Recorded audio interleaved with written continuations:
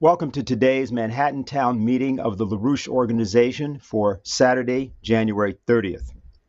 For over 4 decades, Lyndon LaRouche and his organization functioned as a kind of shadow presidency in the United States. Policies were formulated and offered, discussed, debated, sometimes rejected, but relentlessly proposed by Lyndon LaRouche and his collaboration and dialogue with various leaders throughout the world, including former President Ronald Reagan and others, led to changes in policy, changes which were often greeted with, shall we say, great consternation and sometimes legal actions taken against his organization.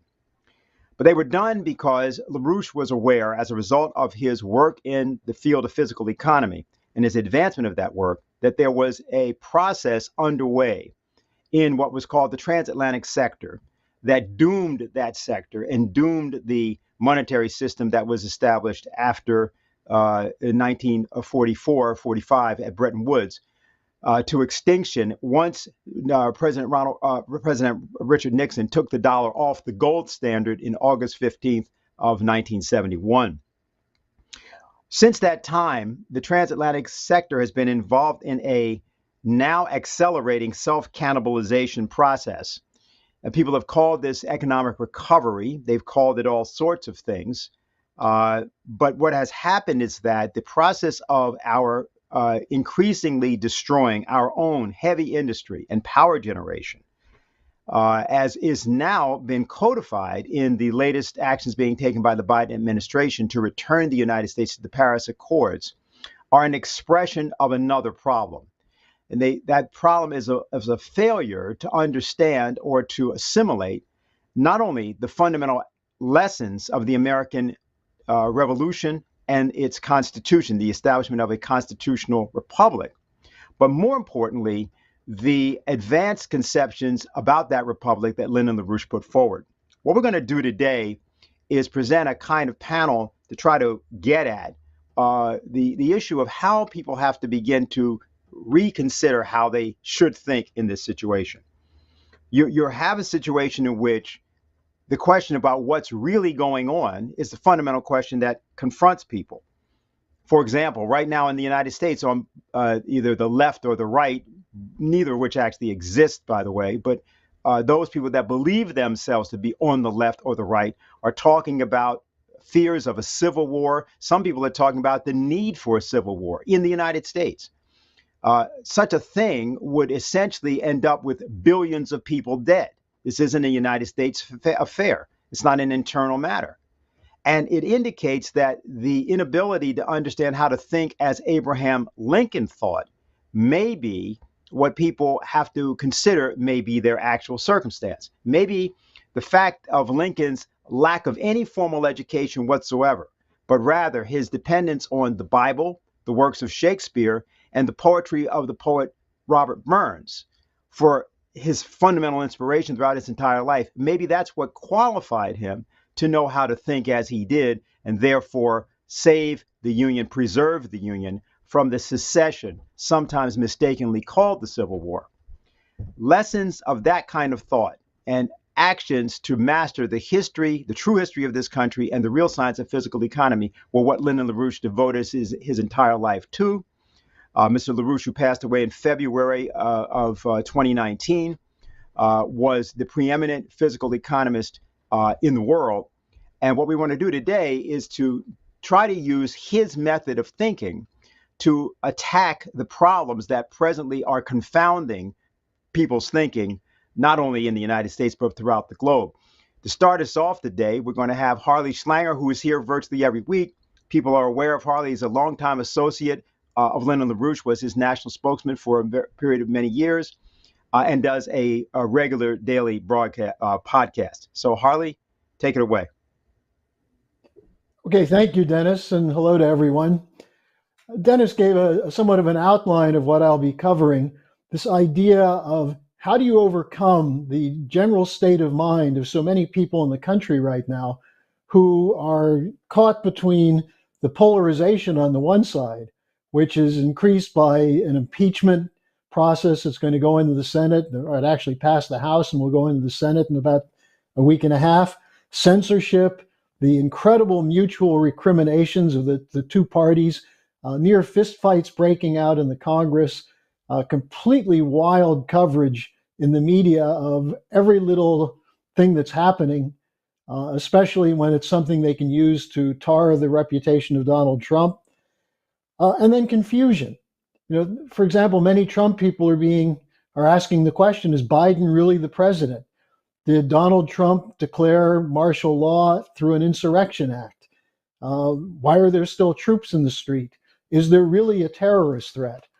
So these are things that are hanging over the heads of virtually everyone. Now, some people try to ignore it. Some people fall back into fixed scenarios, including, the good guys are going to come marching in, or the bad guys control everything. Demoralization of the sort that says all is lost under Biden. So what we're going to take a look at is, how do you deal with a situation like this, where it seems as though the avenues of competent policy have been cut off, and all that's left is, as Dennis said, people talking about, will there be civil war? Will there be a top-down fascist police state? Which there are elements of that are true, the latter part. So I want to start by pointing out that there were similar problems facing this country from the period after the assassination of John F. Kennedy to the present. There were many times under Jimmy Carter, for example, under George H.W. Bush, under W. Bush, and under Obama, where many people looked around and said, all seems lost. We are in these wars. We're in economic bubbles that crash, and people, each time there's a crash, we lose more industry, more jobs, more ability to pay bills, take care of our families, and so on. So what has enabled us to continue as a nation during this period of time of the last 50 years to blunt the drive for a global fascist dictatorship and constantly come up with a potentially different pathway? And that's this concept that Dennis brought up, the shadow presidency of Lyndon LaRouche. Now, this is something that people should really think about, and I hope that what I'll present to you will give you some insights into how LaRouche approached of his campaigns for president, because he ran 8 campaigns for president. Each time there was, on the one hand, massive slander. We had very little money. We were constantly driven into or accused of being left-wing, right-wing, criminal enterprise, all kinds of slanders. By the way, very similar to what we've heard the last 4 years aimed at Donald Trump, not surprisingly, because the Get Trump team, the criminal cabal of the intelligence community from Bush and Obama, working with British intelligence, that was the same team that targeted Lyndon LaRouche. But I want to go through a couple aspects of that and then give you an overview of what's happening today, to show you that by applying Lyndon LaRouche's method, we not only have a pathway to victory, but we have a very good chance that that pathway can succeed. So if you go back to this idea of LaRouche as a shadow president, what did he do during those years? Well, first of all, we had his economic forecasting. Secondly, we had his historical method, which enabled him to constantly expose who it is that was running the operations threatening our nation. And very quickly, LaRouche came up with a hypothesis, which actually he came up with during his World War II service when he was in India and saw how the British Empire functioned. Namely, that it was the British Empire, not the English people, but the British Empire, which was the enemy of the United States. And not just in the 18th century or 19th century, but up to the present day. He exposed who they were, what their policies were, why they were doing it, who was responsible in the United States for working with them. And I'll give you one example, because I brought up the question of Jimmy Carter. When Carter came out of nowhere, seemingly nowhere, peanut farmer from Georgia, to capture the Democratic nomination for the presidency, he was propelled in part by a very favorable Sunday New York Times Magazine article in January 1976, which portrayed him as an outsider, as an honest person who could be trusted. And what was not really mentioned is who was responsible for him being put in that position. And so Lyndon LaRouche commissioned a brief to be prepared, which was called Carter and the Party of International Terrorism. And it detailed by name and by think tank and by institution who was behind Jimmy Carter, and in particular, their major policy orientation, which included Project 1980s. Virtually everyone who was in his cabinet was part of this team.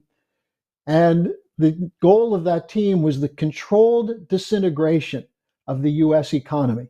That is, to move to what we're calling today a global banker's dictatorship in the 1970s. And it was, I would argue that it was LaRouche's expose of this. Most importantly, his election eve half-hour broadcast exposing Carter as a candidate of war and global banker dictatorship, which laid the basis for the resistance to the Carter presidency, which ended up with his defeat by Ronald Reagan in 1980. Now, among the things that he pointed out were the preeminence in the Carter administration of Zbigniew Brzezinski, a British geopolitician who traced his origins back to people like Sir Bernard Lewis, the British intelligence historian, whose idea of the Middle East goes back to the beginning of the 20th century, and the Sykes-Picot Agreement, the attempt to create a geopolitical confrontation which would enable the British Empire to use what we call the Middle East as a staging area for an operation to defeat Russia, defeat the United States as a power that could counter the British Empire, to bring the United States in on the side of the British Empire. That's what the background for Brzezinski and his protege, Madeleine Albright, and her protege, Susan Rice, who's now in the Biden administration. This was laid out in detail in what we called the Pitt Brief, the Party of International Terrorism. At the same time, and the theme of Brzezinski's policy was the arc of crisis, how to bring down the government of Russia and China using Islamic fundamentalist terrorism. Once again, we see this as a continuity from the Bush-Cheney administration, the Obama-Biden administration. Trump broke with this. Trump was not going to carry out this policy. That's one of the reasons they hated him. And now with Biden and Blinken, Blinken and nod, the Secretary of State, they're moving back into the same Brzezinski-style policy. So it was LaRouche's expertise in this British system, understanding how the empire sustained itself, not just as a British empire, but going back to the origins in the Anglo-Dutch takeover of England in 1688, and before that, the Venetian Empire, where LaRouche made it clear that what we were watching was an evolution of an imperial faction that traced its roots to Venice and the Roman Empire and those empires that existed before that. And in contrast, his development during that period, the 1976 election, of the American system of physical economy. Now, this became the basis of his presidential campaigns. And repeatedly, he operated as an American nationalist with policies for reviving the American economy, emphasizing the space program of John F. Kennedy, emphasizing Franklin Roosevelt's policies of the common aims of mankind, how you can pull together alliances that could defeat the power of the financier oligarchy centered in the city of London.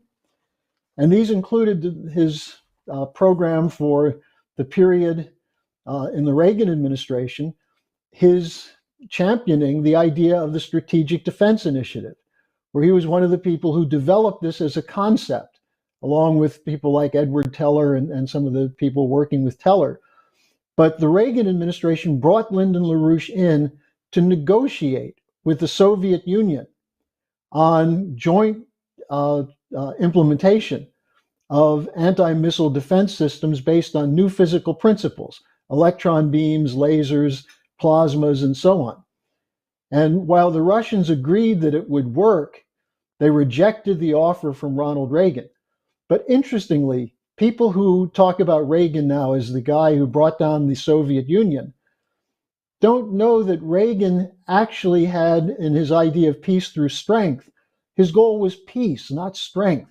And you use the strength of the American system, which could develop new physical principles that could be used for warfighting, but also had applications in the civilian economy. That was the LaRouche influence on the Reagan administration. And it was that commitment when Reagan surprised everyone on March 23rd, 1983, by endorsing in full the LaRouche policy, that all the British agents in the Democratic and Republican Party came out against Reagan and against LaRouche.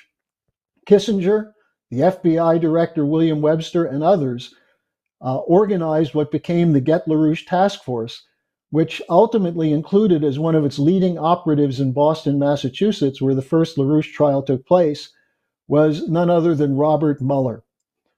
Now, LaRouche continued his efforts despite being thrown in prison by this Bush gang around Mueller and William Weld. Don't forget William Weld.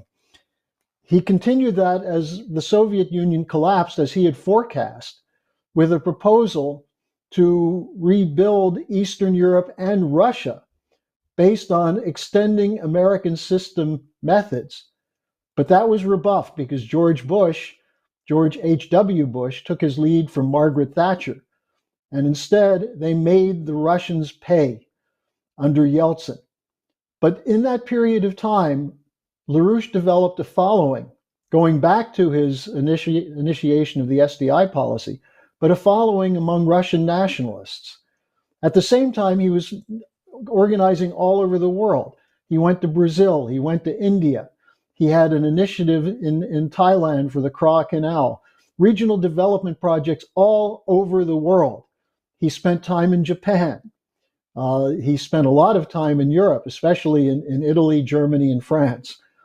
And so people all over the world looked to LaRouche as an authentic spokesman for American system policies, many of whom wished that LaRouche were the actual president and wished that we had more influence in the United States, without realizing that in his presidential campaigns, he built a huge following among the American people, which we still see all the time today. And among those people who were influenced were people who helped shape the Trump campaign.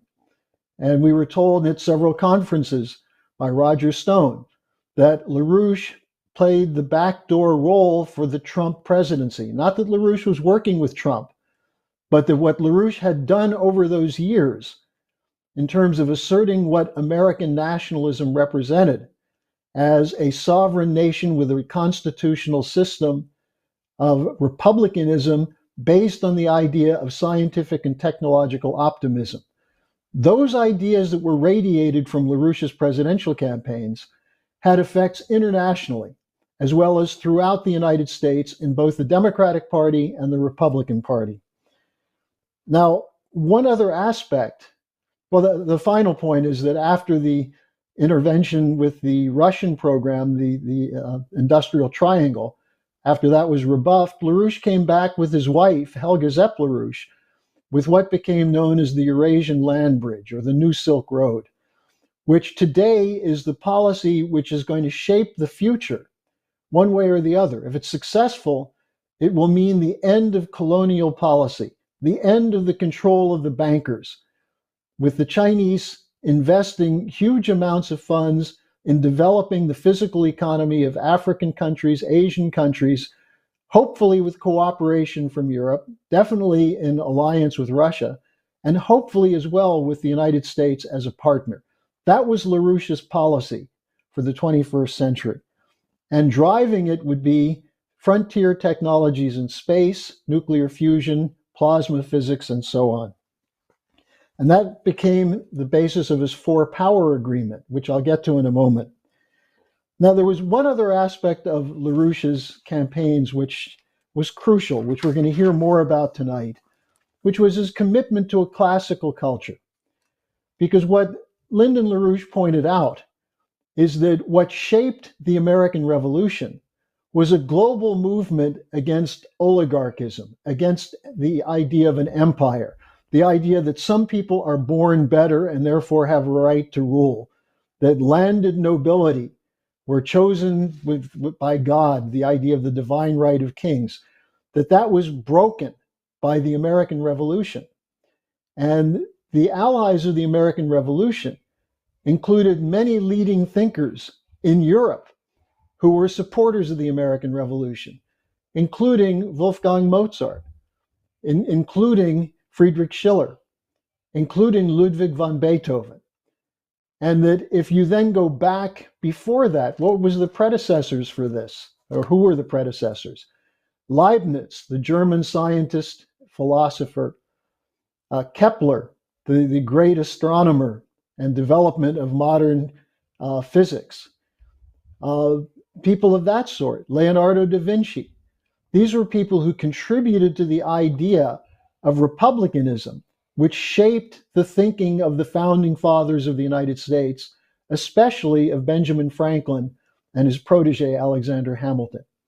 And so for LaRouche, the question of a human culture and competent physical economics and scientific advance represented a unified approach to how human beings can develop the planet for the benefit of all mankind.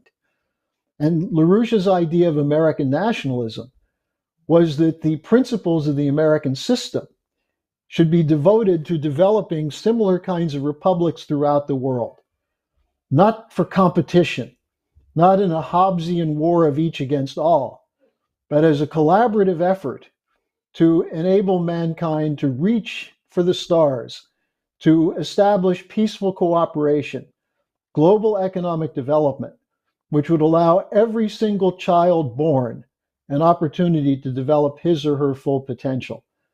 And when LaRouche spoke, wherever he spoke, in whatever country, people saw in him the embodiment of what they loved about America.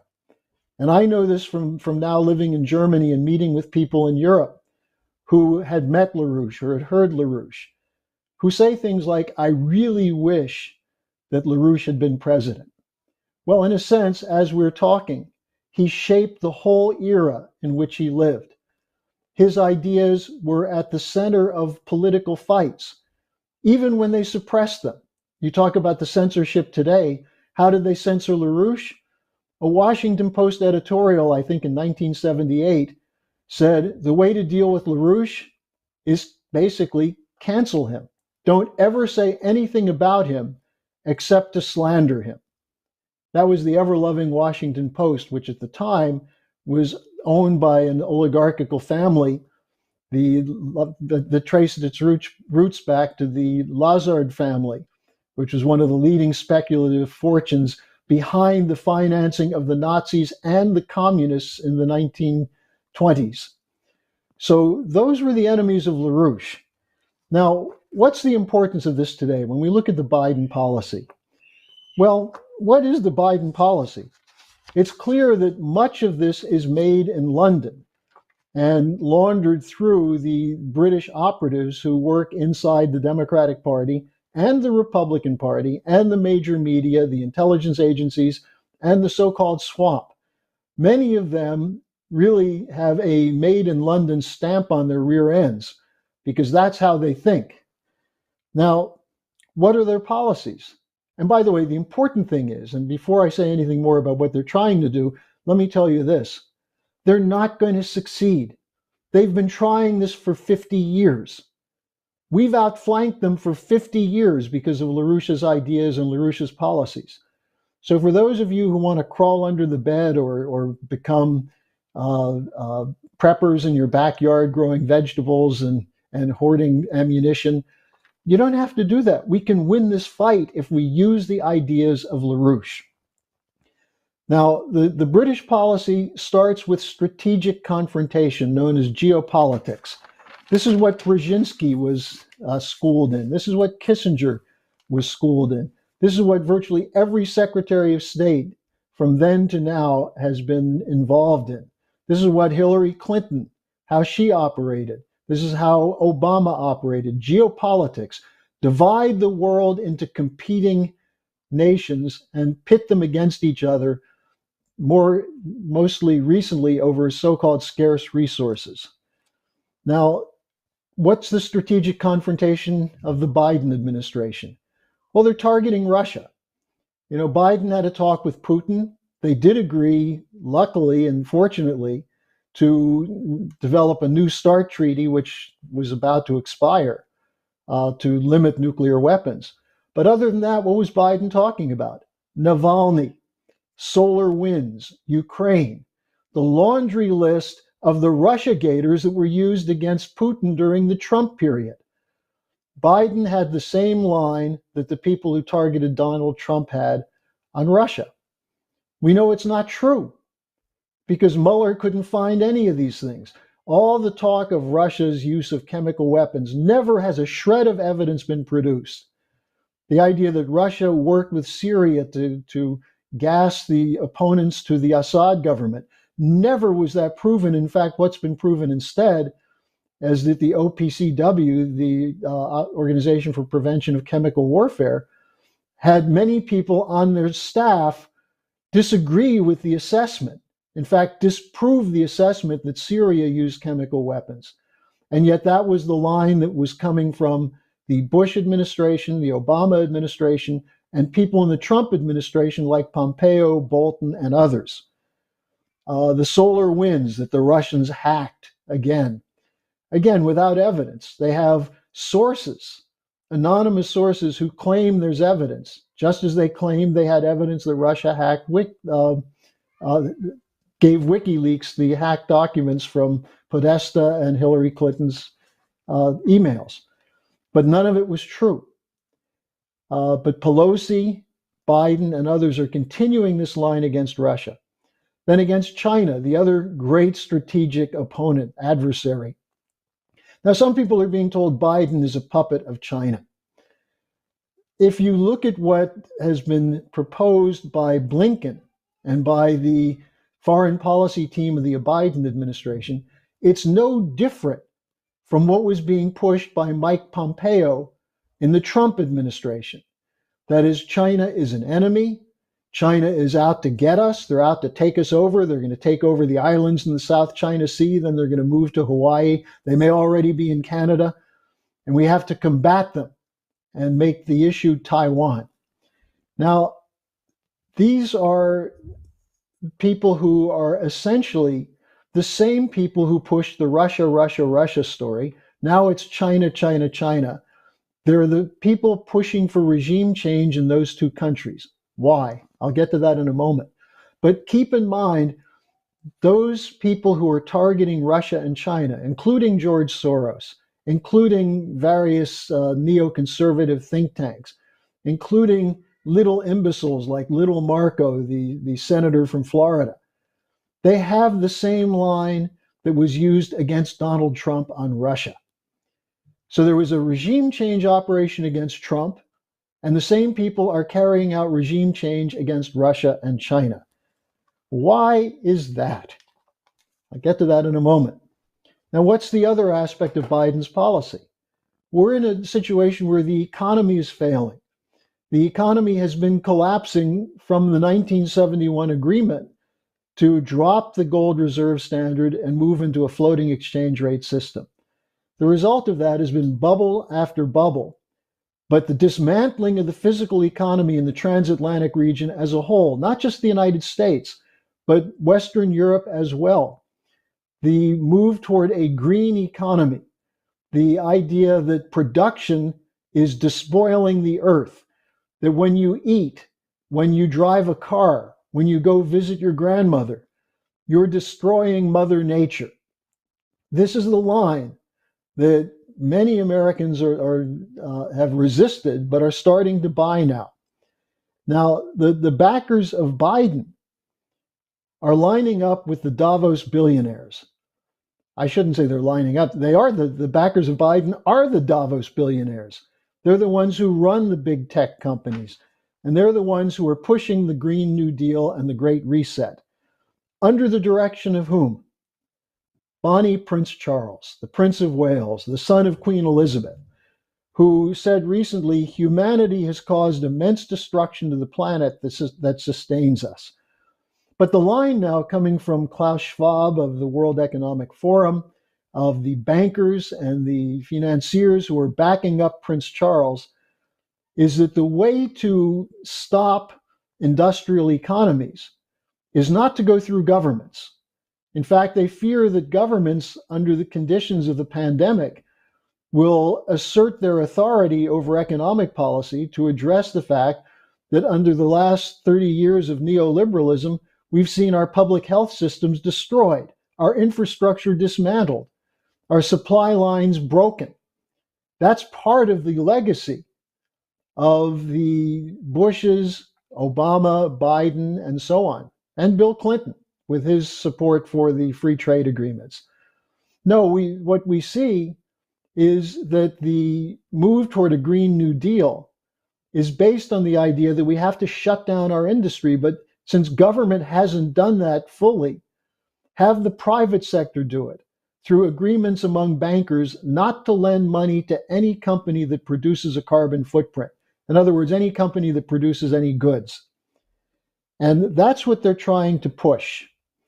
Now, we at the EIR and Schiller Institute and the LaRouche organization will be putting out a white paper that will detail how they intend to run this shift, what they're planning to do, and how they're going to set up a global bankers dictatorship using the tradition of corporatism. And corporatism was the name for fascism before people started calling it fascism. Now, why do I say this won't work? I'm going to finish with just giving you a little bit from what happened at Davos this last week.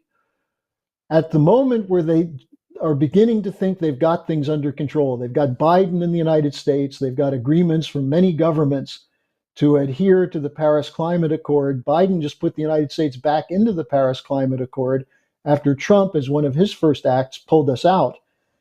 Well, they assumed that things were going their way. But there were two presentations given at Davos earlier this last week that show you why they're going to have a hard time. One was President Xi Jinping of China.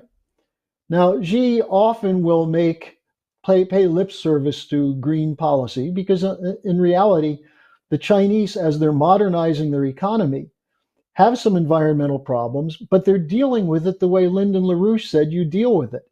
You go to higher temperature burning processes, more efficiency in your productive sector, not going back to windmills and solar and rakes and hoes in the agricultural sector. You go to the more advanced, higher levels of energy flux density, which enable you to increase productivity in a cleaner way. That's what the Chinese mean when they talk about green. They mean developing new technologies. Take energy, for example. Within a short period of time, they intend to have 50% of their electrical production come from clean coal and 50% from nuclear, increasingly moving toward development and implementation of nuclear fusion. That's not the Davos plan. The Davos plan is to scrap every form of fossil fuel, including coal, as well as nuclear, and put the world back on a 15th century policy of windmills and trying to capture the sun, as Jonathan Swift satirized in Gulliver's Travels, extracting sunbeams from cucumbers. That's the intelligence level of the scientists quoted by the Davos crowd. The Chinese instead are developing a modern, advanced scientific economy, filing more patents than the rest of the world these days. Now, that's what was presented by President Xi, as well as the idea that what China is committed to is developing every single economy on the planet, which they're doing with the Belt and Road Initiative. Why is there so much panic about the Belt and Road Initiative from the establishment? Because they're doing what Franklin Roosevelt said the United States would do after World War II, but with his death, we never did it. And with the growing power of the International Monetary Fund and the central bankers, there was never a commitment to develop the so-called third world. Well, the Chinese have that, and it's working. And it's not a debt trap. You want to know what a debt trap is? Read the book Economic Hitmen by Perkins, where he describes how the International Monetary Fund essentially criminalized governments in poorer countries if they tried to invest in building up their own economies. That's where the debt trap was done, by Western banks, by the London banks in particular, but in collaboration with European banks and the American banks. The Chinese are making credit available not for old systems, but for a leapfrog into new technologies. That's not Davos's plan. Now, Putin was even more explicit in his presentation there. I'm just going to read you a couple quotes. He said, "There is a chance that we will face a formidable breakdown in global development, which will be fraught with a war of all against all." There's a very clear reference to Hobbes and the British. "And attempts to deal with contradictions through the appointment of internal and external enemies and the destruction of not only traditional values, but fundamental freedoms."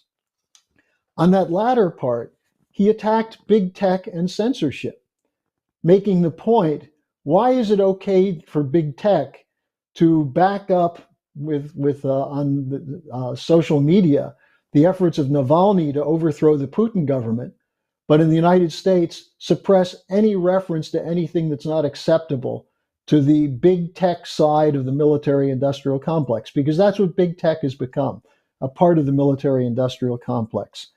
Now, I could say more about what Putin said and Xi, but you can see some of this when we put out our special report on the white paper on the Green New Deal and how to fight it. Now, the important thing in bringing this up is that what we're looking at is this question then of how you overcome pessimism, how you win this fight. And I would say there are a couple of things to look at. First of all, LaRouche's idea of the four-power agreement. You just heard what the Russians and the Chinese have said, and just to a large degree, the Indians are in support of that. We're seeing a very interesting backlash in Germany now against the Green New Deal. It's not big yet, but the person who was nominated and elected to be the head of the CDU, the Christian Democrats after Merkel, Laschet, is considered a man of coal and steel and denounced the attempts to use the Navalny affair to shut down the Nord Stream pipeline. So we see in the small and medium enterprises and businesses in Germany opposition to the Pompeo sanctions policy against Russia. So there's something stirring in Germany. We see it throughout Europe. But most importantly, Russia and China are directly in opposition to this Davos world order. No matter what Xi says about how much he's happy to be there and likes what they're doing, he's doing something different. The question then is, what about the United States? Now remember, 75 million people voted for Donald Trump.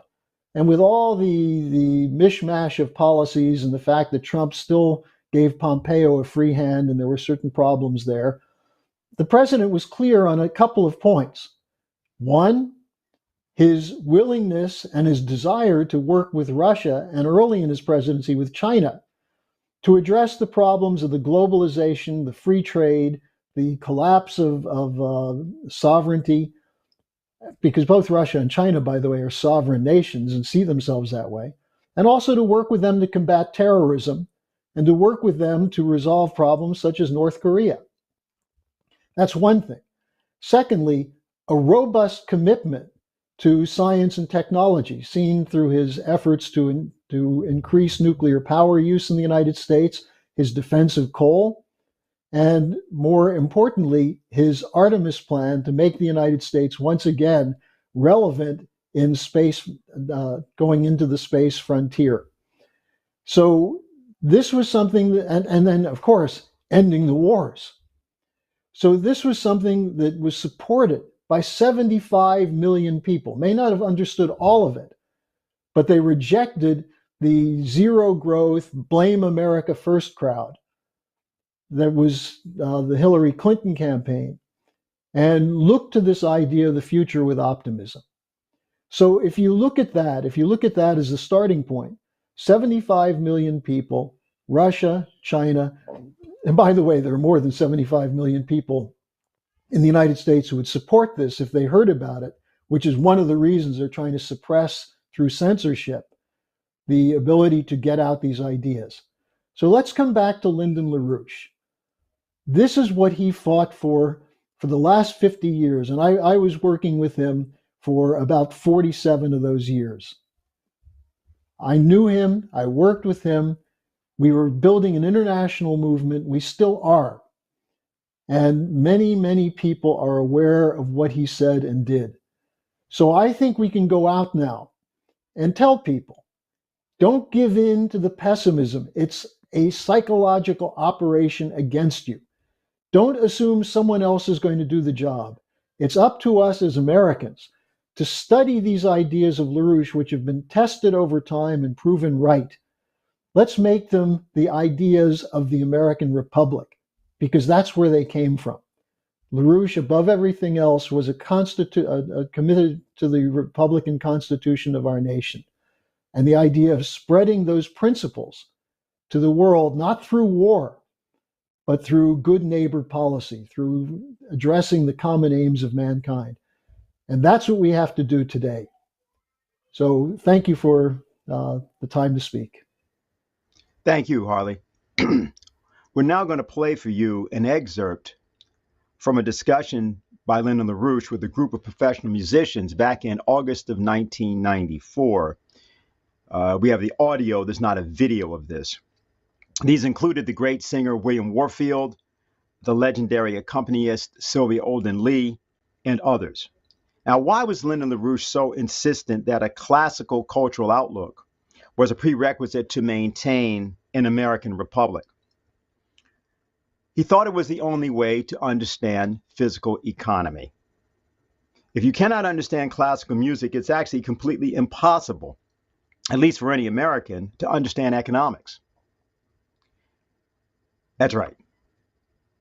Is it possible, just possible, that China's greatest secret weapon is the fact that they have understood the power of Beethoven, Mozart, and Bach, and most Americans don't? What if to figure out what's actually going on in the world, you had to change the whole way you think to think the way that Abraham Lincoln actually thought, which was the way that the poet Robert Burns thought? During this discussion that you're about to hear, Lyndon LaRouche at one point says, if you're not literate, you can't be free, because illiteracy is the first chain that bounds you. You're limited to your immediate senses. Without these elements of literacy, how can a people be free? And we're not just talking about oppressed minorities. We're talking about the whole American people. They're not free. The entire American people is enslaved. To help free Americans from the British Empire of the mind, we're going to present this excerpt from LaRouche's discussion. We've had to transcribe it. Some of the words are not exact. We apologize for one misspelling, which you'll see, which is the name of a German composer, Johann Friedrich Reichardt, who lived from 1754 to 1814. Now we'll play the excerpt. Now, what I present, if people know me, know this, is that the so-called materialist conception of economics is insane. It's immoral and insane, but highly popular, because it ignores the distinction between man and the beast. Man, unlike the beast, is able to change his population density by development. And man has that power within him, which is in the image of God, the power to create. And this is expressed in a number of ways. I can demonstrate it in terms of mathematics rigorously and show that anything that ignores this in economics is absurd. And that's a simple physical proof. But that doesn't mean these idiots learn just because it's proven. But I use another example, which is, I think, a good one, which some of you will be familiar, the Goethe's Maili, which is one of his most popular poems, and also one of the most popular musical settings in Goethe. And Goethe is a very shallow fellow, but he does know creativity. He knows the principle of creativity. He just isn't able to apply it to very important ideas. But to less important ideas, he's extremely powerful. But Maili, if you just simply take the entire Maili and go through it up to the last couplet and see the transformation, the meaning of the entire poem by the last couplet. Now, those of us who are familiar with the repertoire know that all of the Goethe settings by great composers, particularly Beethoven, Mozart, Schubert in particular, that all of them have select forms which have this quality, and there's a musical complementarity. We've used this comparison of the settings by Reichardt, who was actually one of Goethe's favorite composers, and the settings by Beethoven, Schubert, and Mozart, all of which Goethe, though he admired Mozart, rejected. Because Goethe could not deal with such powerful creativity, but he could deal with it in the small. Now, what the difference, I use the example, let me just do it, because it may be useful for our purposes. If I say that Henry Kissinger is a pig, and the fellow responds and says, no, he's a dog, now we're referring to two completely different essential objects. The idea of the image of a man, and the image of a pig or a dog. And we're quarreling about whether we should call Henry Kissinger a pig or a dog. Now, we actually both know what we're talking about. But the object we're talking about his bestiality as a man. And thus we are talking about an object which is not a sense object. It's not an object of sense perception. It's a metaphor. Just as all great poetry and all great music is a metaphor. The difference between Reichardt, who is a perfectly competent, straightforward center of vocalization, and Mozart, Beethoven, or Schubert, there's a development principle in the music itself which corresponds to the metaphor. So that if we have a population, we want to have the population sense its own humanity. On the one side, we will give them what I teach them directly in economics, how to locate creativity in terms of scientific discovery and technological progress and its benefits in economics, which cannot be represented by any formal mathematical system of classroom time. It's representative, not formal. We get into poetry, and the example of my lead is an example of what we do with poetry. You take drama, great drama like Aeschylus, or Cervantes, which is really drama, Gerry, it's tragedy in prose form, or Shakespeare's tragedy, or Marlowe's Faustus, or Shakespeare, or Schiller in particular, Punctum Salens.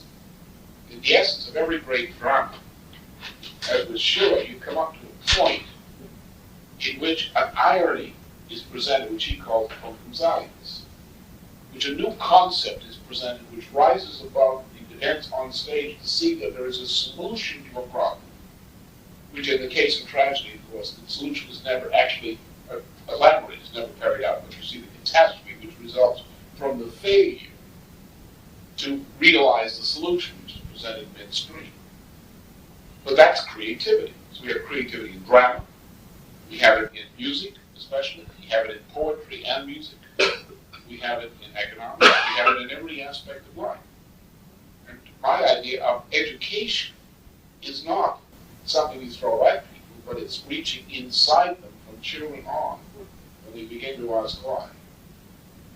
To make them aware and even be conscious of this thing which we can best call metaphor, which are ideas which are not ideas of sense objects, which are not our lust for an object, rough in the sense of fear or emotions about objects of sense, but rather is looking at mental objects, which are metaphors, the kind of thoughts which set mankind in principle above the beasts.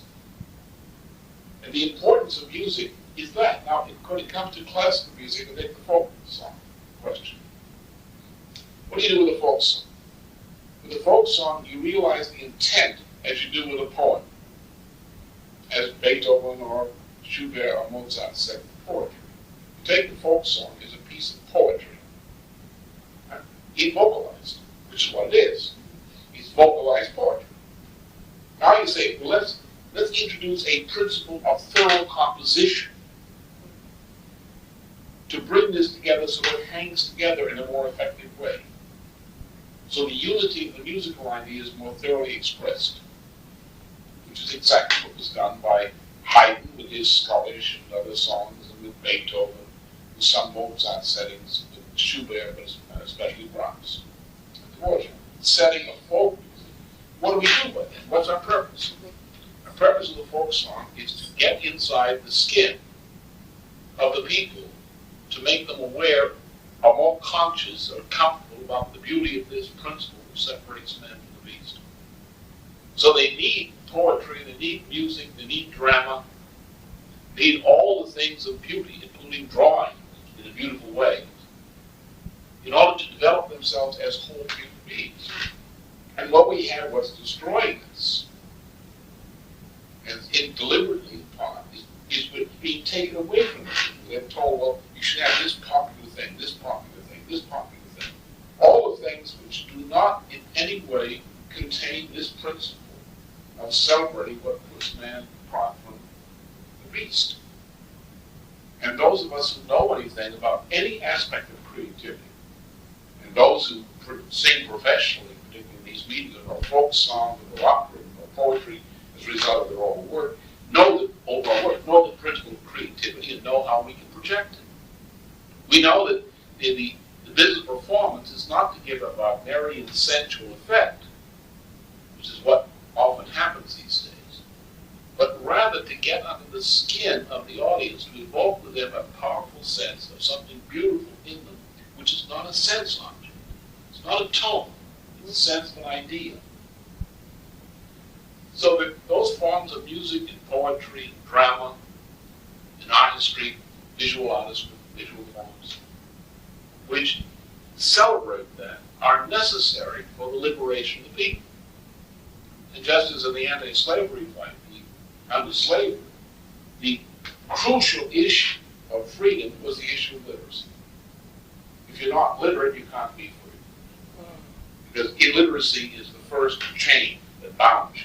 You're limited to your immediate senses, not to ideas, not to what goes on in the world.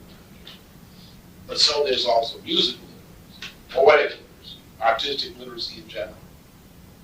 Without these elements of literacy, how can a people be free?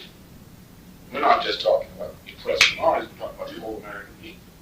They're not free. The entire American people is enslaved. The British people in general are a bunch of yahoos, as Jonathan Swift described as yahoos. Destroyed. We see that all over the world. I saw it with the Russians. Russians, people who are under communism in Eastern Europe, do not know what creativity is. The materialist indoctrination added to the long history of oppressive forms of existence over there have deprived these people of any sense of what creativity is. And there's a direct complementarity between the idea of creativity and the idea of the individual soul. Two things are the same. These mental ideas, identified by metaphor, are the means by which we know we have an individual soul. Because you know that you can create ideas, that you receive ideas and create them within yourself, then you know there's an efficient principle within you which is above your physical existence, more powerful than your physical existence. Because man's power is not that of an animal. We're not physically better endowed than a baboon or a chimpanzee for existence. But we're mentally endowed with the greatest power known in this universe, under God himself. And that is the power to create. And the power to inspire ourselves and one another to create as a way of solving problems. So I see the effort, and I've always seen this effort for classical culture as a political effort in that sense.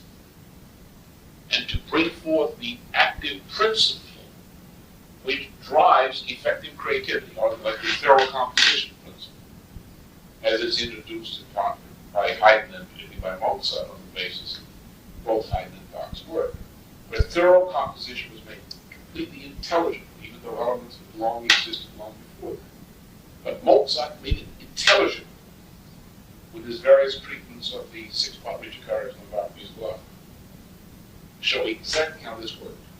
And the other big challenge to me in music, of course, is the Beethoven last quartets, which are the same principle but in a more extended form, which almost no one has understood.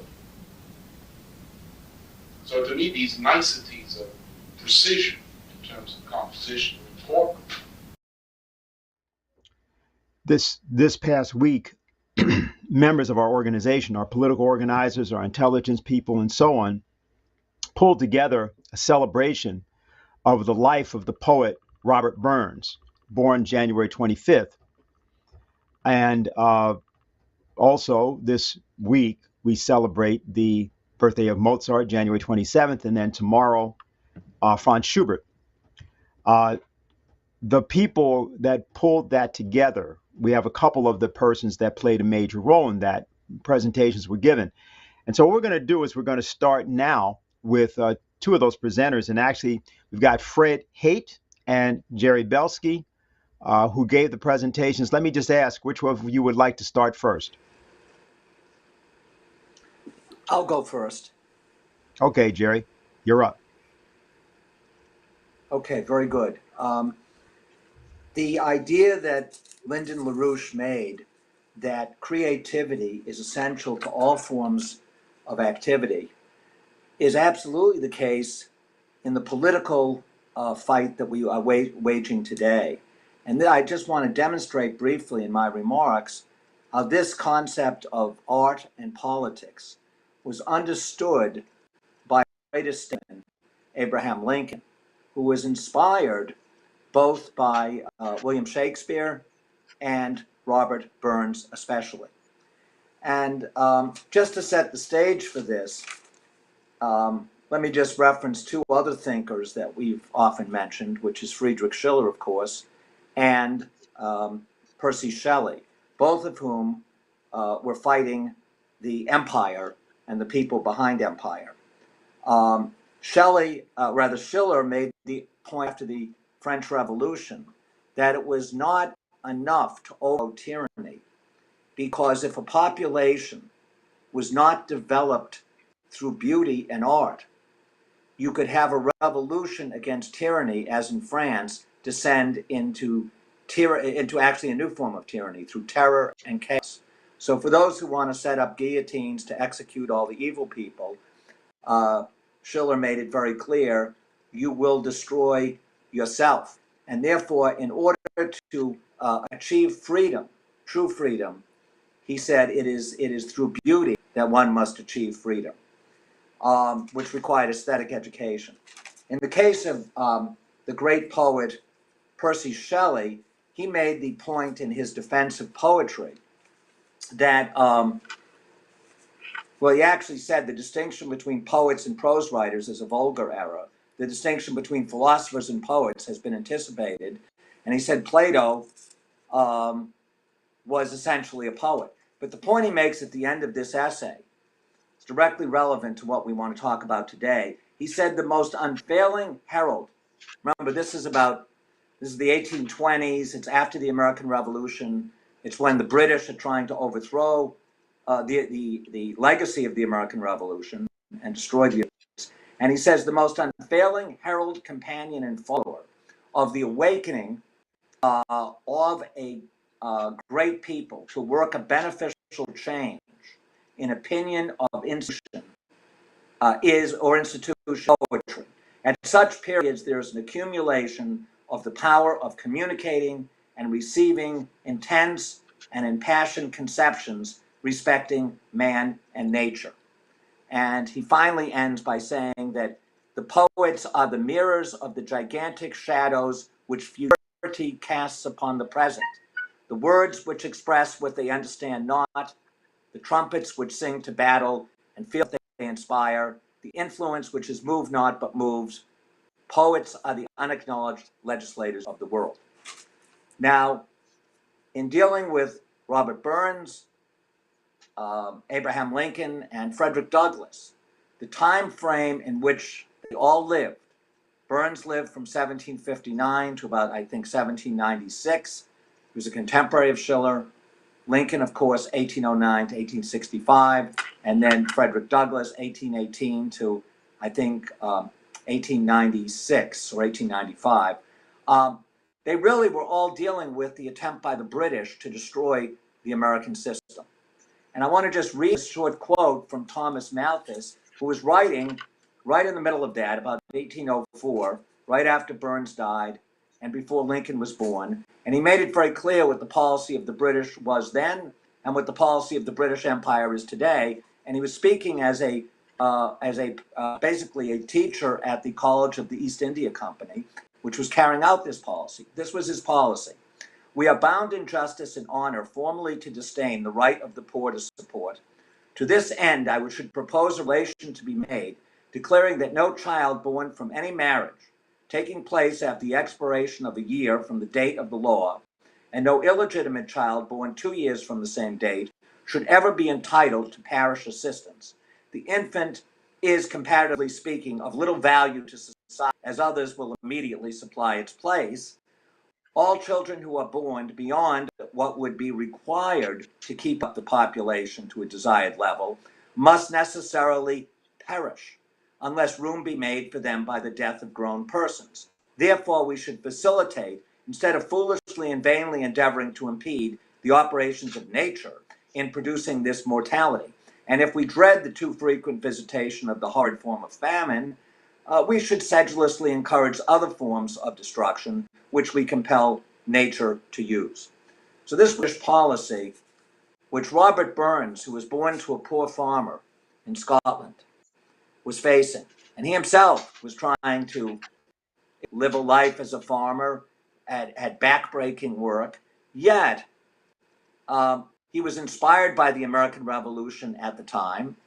He also educated himself in Shakespeare and other writers, and he used the poetry to actually free his people from the British form of economic slavery, but mental slavery, where they had to accept the fact that they were subjects to be destroyed. And he wrote a poem that's very famous. I just want to quote a little bit of it, which is a direct attack on this mentality of letting the poor die. He said, "A man's a man for that." He begins, "Is there for honest poverty that things his head into that hangs his head into that? The coward slave, we pass him by, we dare be poor for a that and a that. Our toils obscure and a that. The rank is but the damp, the man's a gowd for that." And he ends in a very similar way as Friedrich Schiller in his Ode to Joy. "Then let us pray that come it may, come it will of that. The sense and worth of all the earth shall bear the green of that. For that and of that, it's coming yet for that. That man to man the world o'er shall brothers be for that." He also wrote a poem, rather than calling for the death of the poor, is actually praising their virtuous, the life of the hard worker. And this is a poem which Abraham Lincoln knew very well and liked to recite, The Cotter's Saturday Night, where he actually discusses the scenes of people who are working in Scotland, and actually they're being driven off the land. They can't work, they can't succeed, but he's describing their honest hard work, and says, "For scenes like these, old Scotch's grandeur springs, that makes her loved at home, never abroad. Priests and lords are but the breath of kings, and honest men's the noblest work of God." Now, Abraham Lincoln, I should just mention one final thing about Burns, which is that he was making all sorts of humorous, satirical poems about what he knew was daily life. He put these words often in the contemporary speech of people, and could really get into their soul, and would make fun of the hypocrisy, called hypocrisy a la mode, or the self-righteousness of various religious groups, and show that they were guilty of the same sins which they were attacking in the people. But he also wrote at the end of his life an ode for Washington's birthday, praising the spirit of overthrowing tyranny. Now, Abraham Lincoln had a very similar view as Burns on how to deal with his life and with history. These are two quotes which Lincoln made and Burns made. And Lincoln said, "I have an irrepressible desire to live till I can be assured that the world is a little better from my having lived in it. Burns wrote in his life, early in his life, that I for pure old Scotland shake some useful plan or book could make, or sing a song at least. So they wanted to do something that would actually free their fellow citizens. Lincoln further said, there are no accidents in my philosophy. Every effect must have a cause. The past is of the present, and the present will be the cause of the future. All these are links in the endless chain, stretching from the infinite to the finite. And he said that his political philosophy was very simple. It was the Declaration of Independence. All men are created equal and are endowed by their Creator with certain unalienable rights. Lincoln had worked until he was 21, 22 in really very hard labor. And in fact, he even said he felt a slave because under those conditions, he was an indentured servant virtually, where all his wages had to be turned over to his father. And he said he always hated slavery, and he thought of himself as a slave. About the time that he was moving, his family was moving from Indiana to Illinois, and he was ending this indentured servitude, he came across a book of Burns, which he started memorizing and even started writing poetry. And then when he moved to New Salem, Illinois, he actually met a Scotsman, Jack Kelso, who introduced him to Shakespeare, as well as reintroduced him to Burns. One of his associates in his later career as a lawyer in the 1840s said Lincoln could quote very nearly all of Burns's poems by memory. I have frequently heard him quote the whole of Tam O'Shanter, Holy Willie's Prayer, and a large portion of the Cotter's Saturday Night, which I had referenced, by memory. He acquired the Scottish accent and could render Burns perfectly. And other people said that he would recite these all the time. Furthermore, this person said, his clerk, I fancy that a great deal of Abraham Lincoln is bottomed on Robert Burns and William Shakespeare. Sometimes I can see traces of both men in his writings. When Lincoln ran for president, his official campaign biography said that when practiced before his election to a copy of Burns was his inseparable companion on the circuit. And this he pursued so constantly that it is said he now has by heart every line of his favorite poet.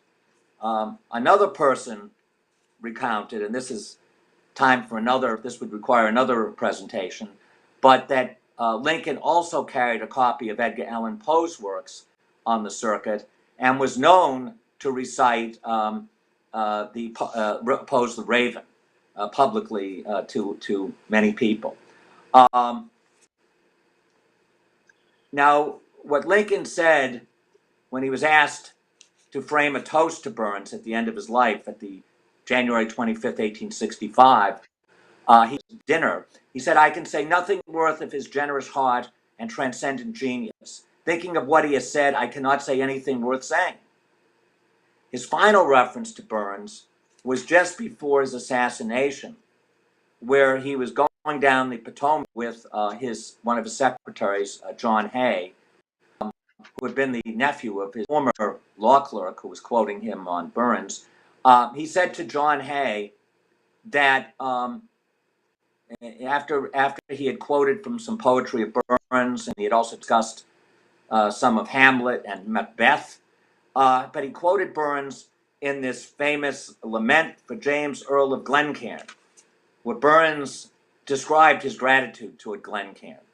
And he turned to Hay and he said, Burns never touched sentiment without giving to it without carrying to it its ultimate expression.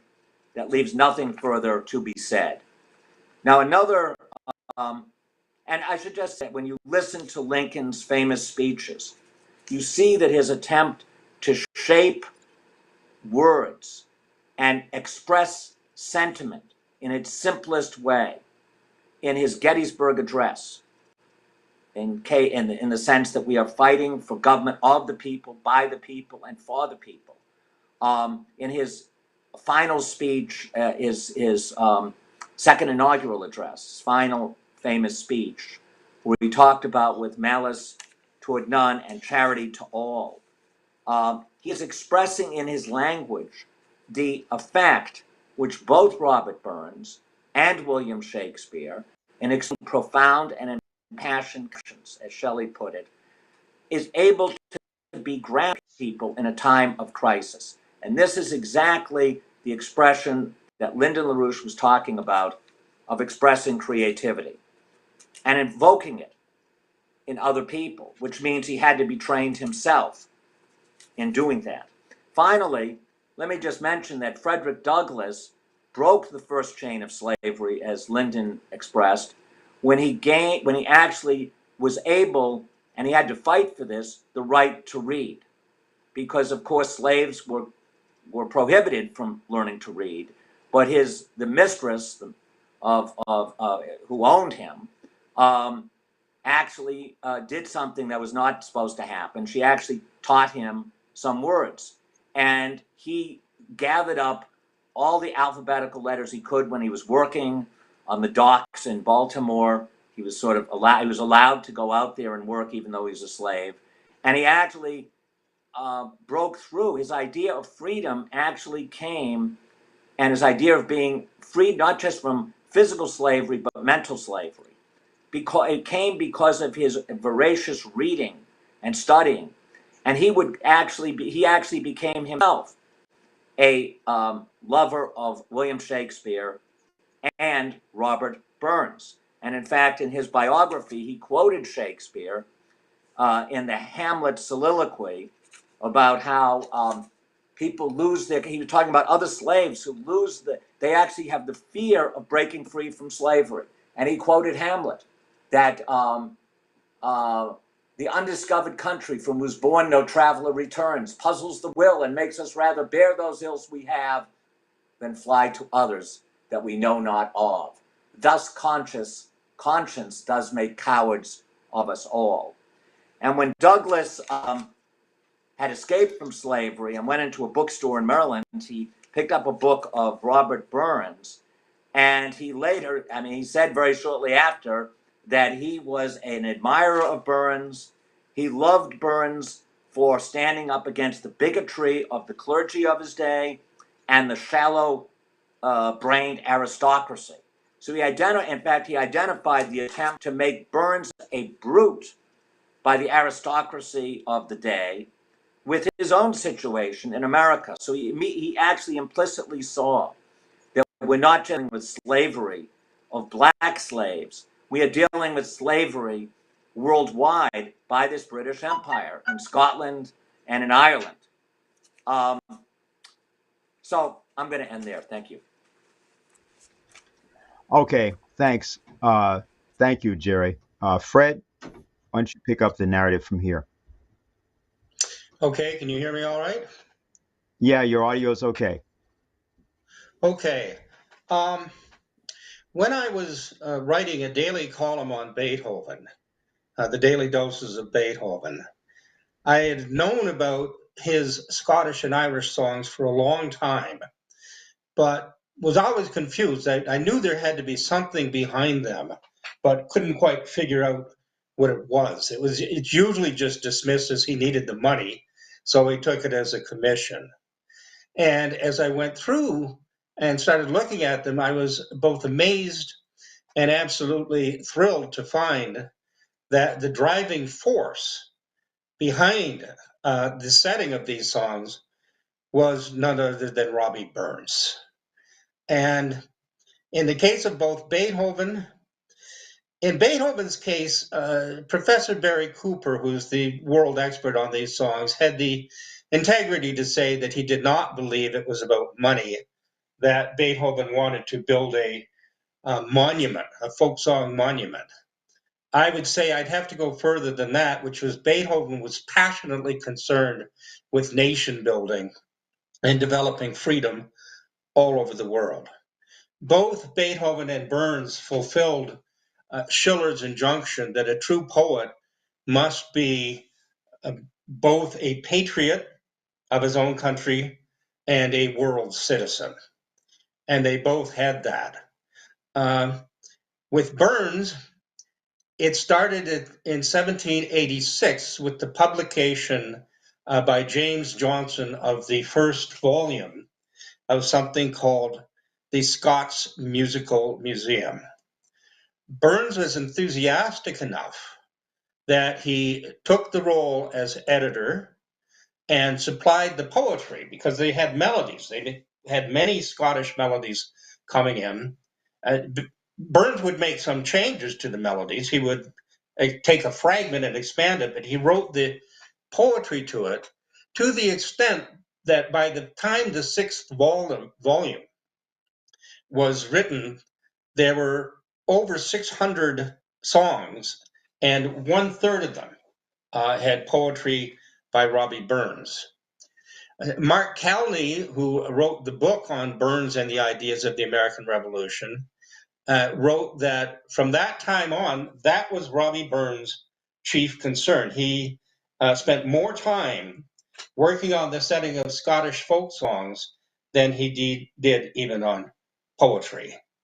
Now, to understand this, you have to understand something of what was going on in Scotland at the time. Because after 1746, after the final defeat of Bonnie Prince Charlie and his Jacobite army at the Battle of Culloden, the British treated the Scots like animals. They just rounded them up, killed them, hunted them down, banned the bagpipe, banned the speaking of Gaelic, banned the wearing of kilts, and not long after that began the expropriations of land. The lowland clearances first, and then the highland clearances. In the case of the highland clearances, the British landlords looked at these people living in the highlands, and they had all this wonderful arable land being used for subsistence agriculture. And they said, we can't have all this good land just being used for people's to have food to eat. We could grow sheep there to feed our woolens industries and make a lot more money from it. But we have to get rid of the people. And with that began what were known as the Highland clearances, with the collusion of certain corrupt chieftains who were supposed to defend members of their clan. They started expropriating people's houses, cleared out entire villages, burned them down. They would burn an entire village down so that the people would leave and nothing but sheep were left.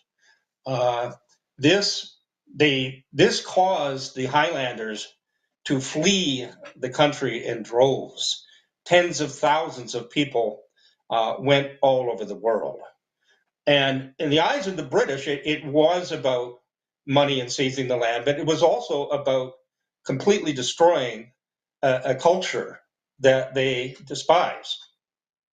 And it was my friend Rick Sanders who first pointed out that the poem To a Mouse, which on the surface would seem to be what Harley talked about, the British idea that man is destroying nature. I am truly sorry that man's dominion has ruined nature's social union. But that when you look at it, the poem talks about thy wee bit housie too destroyed. It's silly wars the winds are brewing, and it's bleak December, and it's too late for you to build a new house. And the British did love burning down villages at the beginning of winter so that even if people wanted to try and rebuild, they could not. And he also says to the mouse, well, I know you have to steal, but you have to live. The small amount you're taking, I wouldn't even notice it. And mice don't steal, they just eat. But starving people will steal. And the British punishment for people who stole in those days was harsh. It became deportation later, like deportation to Australia. And in a certain way, I think Burns is doing exactly what Rick said. You're feeling so sorry for this mouse and her children. And then you all of a sudden say, well, wait a minute, what about the tens of thousands of people who are being evicted from their homes and their culture being destroyed? So Burns paid his attention to the setting of these Scottish songs and writing the words for them. The Scots Musical Museum includes many famous songs that you're familiar with. Green grow the rashes, flow swiftly, flow sweetly, flow gently, sweet Afton. I'm sorry, coming through the rye. But in Volume 4, there is one called A Slave's Lament, set to a Scottish tune, part of the Scots Musical Museum, but it goes like this. It was in sweet Senegal that my foes did me enthrall, in the land of Virginia, taken from that lovely shore, and to see it nevermore. And alas, I am weary, weary, oh. So what is a song about a slave missing Senegal when he's been placed in Virginia doing in the Scots Musical Museum if Robbie Burns is merely the Scottish national poet? And he certainly is. At the same time, 1794, he wrote a poem that is seldom performed at Robbie Burns dinners. I don't think it's ever been performed at a Canadian Robbie Burns dinner. It's his ode for General Washington's birthday. Washington was president of the United States at the time. The British were still furious, absolutely determined to overthrow the American Revolution. And Burns has words in it praising the overthrow of King George. And that's sedition. I mean, you can be charged and executed for trying to overthrow the king or for merely supporting the idea. And there are 4 lines in that poem that go, see people gathering as I sing, a broken chain, exulting bring, and dash it in a tyrant's face, and dare him to his very beard, and tell him he no more is feared, no more the despot of Columbia's race. So with that, we begin to get an idea of the real Robbie Burns. And I might add in that part of what adds to his concern with folk songs is that the first classical music in Scotland in the late part of the 1700s was visiting opera singers who would sing Scottish folk songs, bel canto, with their bel canto voices, and demonstrate the real beauty of these songs.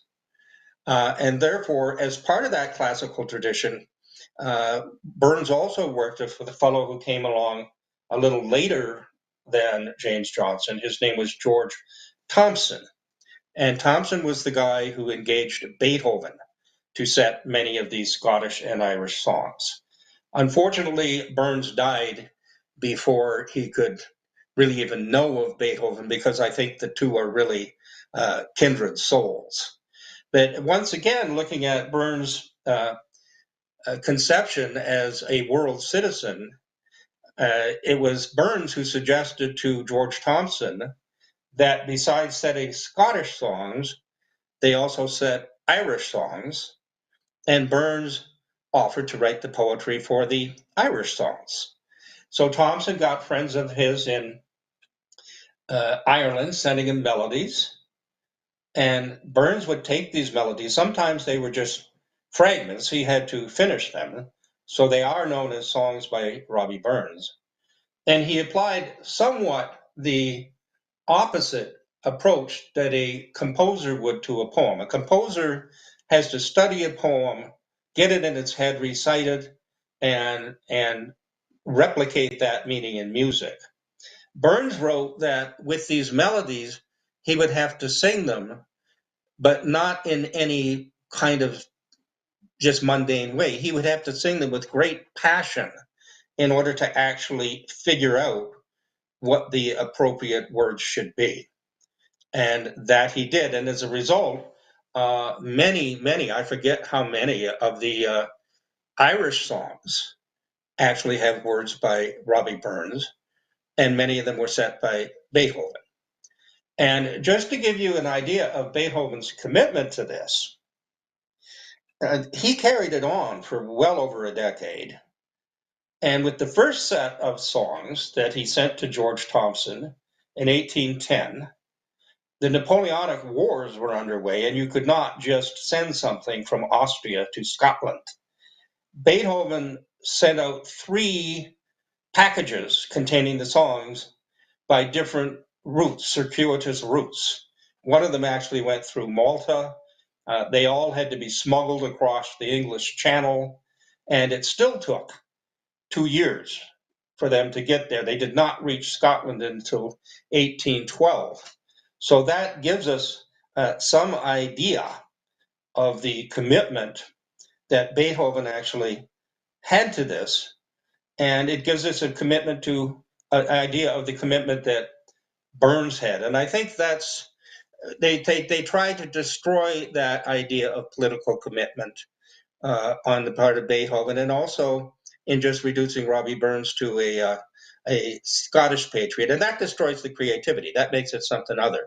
These guys were developing the creativity that Lyndon LaRouche was talking about for the benefit of humanity. And I'll say one last thing on this to a mouse, because it's the difference between fixation and metaphor. I've seen many poems about the Highland clearances that were just full of rage, the kind of rage that you see on the streets today in this left versus right stuff, of people who can't think are just fury over what was done to me, what was done to me.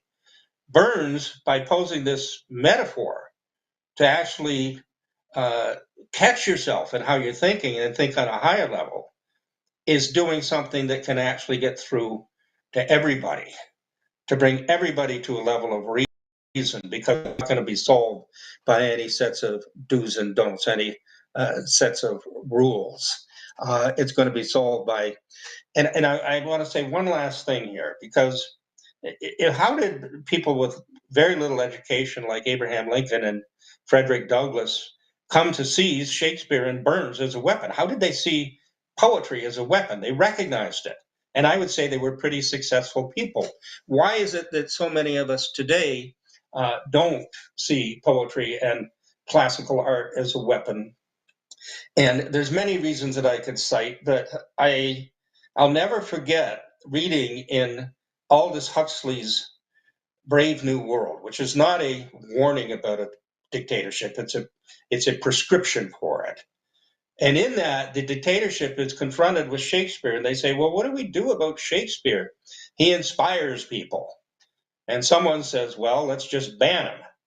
And they say, well, no, if we ban him, they'll just get more curious. And they finally decide what we're going to do is we're going to dumb the people down so much that we can give Shakespeare free rein. You can buy his books anywhere, you can see his plays. They won't understand what he's talking about. And that dumbing down was not only the question of literacy, the illiteracy that Mr. LaRouche is talking about, it's also mindless forms of entertainment. Brave New World had it all. It had drugs, it had free sex, it had the movies, up and down. And that is what has become our culture today. So if you find yourself saying, well, it's too much work to read Shakespeare, I'd rather chill out and just watch a movie, you're playing right into that. And therefore, I would say, do the work, study this stuff, learn it. You'll find riches and rewards far beyond what you might expect. And you'll have an ally and you'll have weapons to win this war. Okay, thanks a lot, Fred. Harley, we already have several questions for you, but I want to first just see if you have any reaction to what you just heard. And one thing I'd like us to do, and we'll do this at some point, is get a picture of Robert Burns up on the screen just so people have a kind of a visual of the image. I think generally people have a sense of Lincoln, but they probably wouldn't have one of Burns. But Harley, if you have a response as to what you've heard. Just a very brief one. This Helga Zepp-LaRouche has said we need to extend the Beethoven year into this year. The last year in December was his 250th birthday, and there was a lot planned for it that didn't happen because of the COVID crisis. But I think her proposal is that if you think about the richness in ideas that you just heard from Gerry and Fred, and think about this as part of the treasure chest that we have to dig into to give ourselves more contact with our higher creative souls, that this is absolutely essential for dealing with the kind of confusion and, as Fred was saying, the rage that exists in people when they feel cheated. John F. Kennedy once said, "Don't get mad," or maybe it was Robert Kennedy when he was asked, "How do you deal with people who attack you?" He said, "Don't get mad, get even." But it's not even getting even. You have to change people, and the wealth of ideas and principles of beauty that you can discover with classical music, classical poetry, classical drama is something that's urgently needed. And I think these two presentations gave people a glimpse into what that means.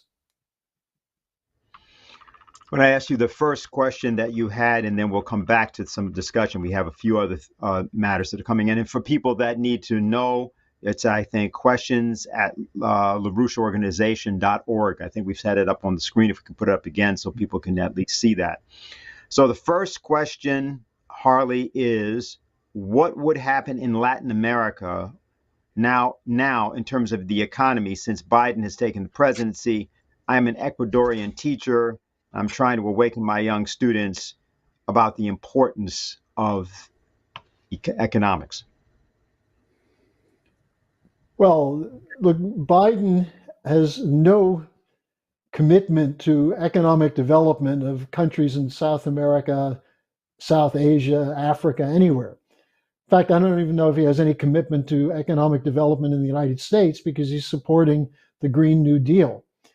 The future in Latin America right now, we've seen it with the battles going on in Argentina, in Brazil, the coup in Bolivia, and then the reversal of that by people there, the fights going on against the neoliberal model in Chile. The continent is poised for economic development, but where's the impetus for that going to come from? And what's interesting is that the Chinese have paid a lot of attention to big projects in South America, including the bioceanic highway and rail system, the idea of high-speed rail connecting Mexico and Central America with the tip of Argentina. There's a lot of potential. And this is something that Pompeo campaigned against vigorously. And when people think about the Trump administration, we know that Donald Trump, for example, with Mexico, was working very closely with López Obrador in terms of talking about economic development. And yet Pompeo was going around the world lecturing people, including presidents of countries in Latin America, that they must not work with China.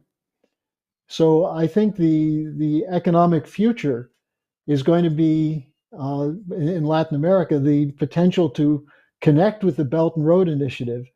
And to do that, we need the United States to be committed to it. And there are proposals for connecting Eurasia through the Bering Strait Tunnel, coming down Alaska, through the west coast of the United States, through Mexico, all the way down to the Tierra del Fuego.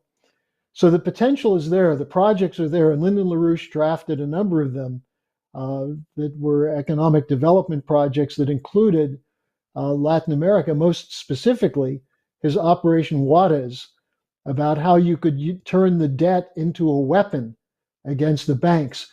This is an important concept because the debt has been used to take away sovereignty from countries throughout the developing sector.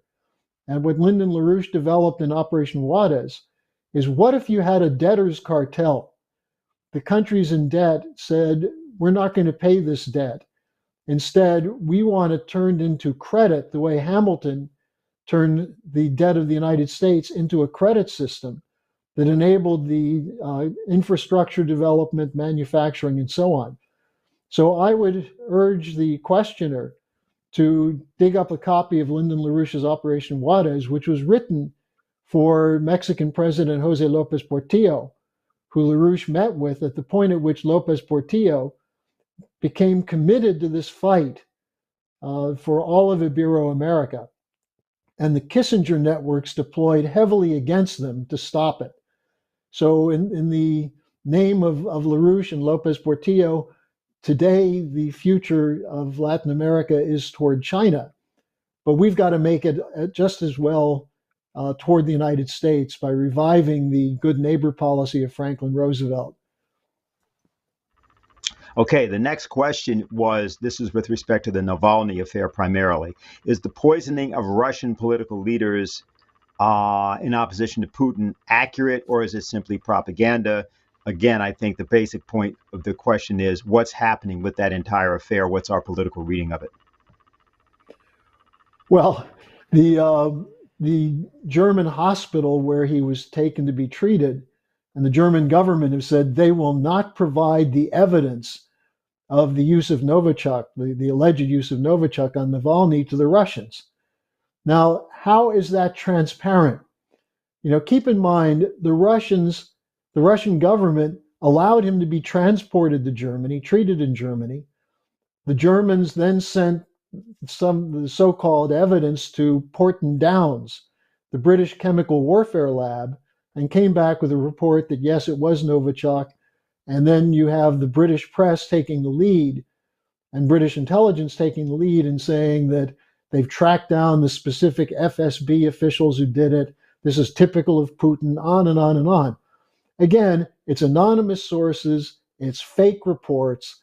There's no evidence to prove this. And yet they're going to use this. They're trying to use this, as Pompeo did, and as Biden is now doing, to try to shut down the Nord Stream 2, the economic project, the energy project between Russia and Germany and other countries in Europe. So politically, it's just another example going back to what was done with the Skripal affair. Remember the accusation that Putin was behind the alleged poisoning of Sergei Skripal, who had been a Russian double agent who was released to live in Great Britain and was allegedly poisoned by the Russians.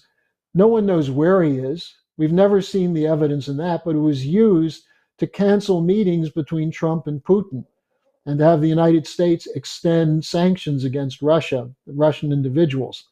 So this is a tired old script. Now, the problem is that this was written by people during the Obama administration. The sanctions against Russia were a product of the Hillary Clinton State Department, the John Kerry State Department, Obama and Biden. So this is a continuing effort. I mean, they were used then again against Trump to prevent Trump and Putin from working together. And now it looks as though this is going to be geared up as a way of creating new geopolitical confrontations. Now, in the meantime, I think Putin's question that he asked at Davos is quite important. Why is it that it's legitimate for the big tech companies, the social media companies, to promote Navalny and his so-called movement, which, by the way, has funding from various agencies that are typical of regime change? Why is that legitimate? And yet in the United States, big tech is shutting down opposition to the Biden administration. One of these ironies, where you have an example of it's okay to use against our enemies, but we can't, we're not going to allow it to be used against us. So I think the whole thing is an obvious hoax. Navalny himself is a very mixed character. And the question of how popular is he? Remember, Putin had well over 60% of the vote in the last presidential election. They're allowing elections to take place in Russia. Opposition figures are getting coverage. And the whole point of this is a British-directed regime change to try to weaken Putin and to build a movement in Russia that will turn Russia from a leader of sovereign nations into a broken up, broken down former empire. So that's what we're seeing there. And keep in mind, by the way, the same people who are using these tactics against Russia, they're using it against the United States. How often recently have you heard talk about secession? Dennis, you mentioned earlier people talking about civil war. There are people pushing the idea that Texas should secede, that California should be broken up into 8 different states. There was a report written years ago called The 9 Nations of North America, which essentially talked about breaking up the United States, a classic British insurgency operation to destroy the potential of the American system. So the same methods are being deployed against Russia and against China.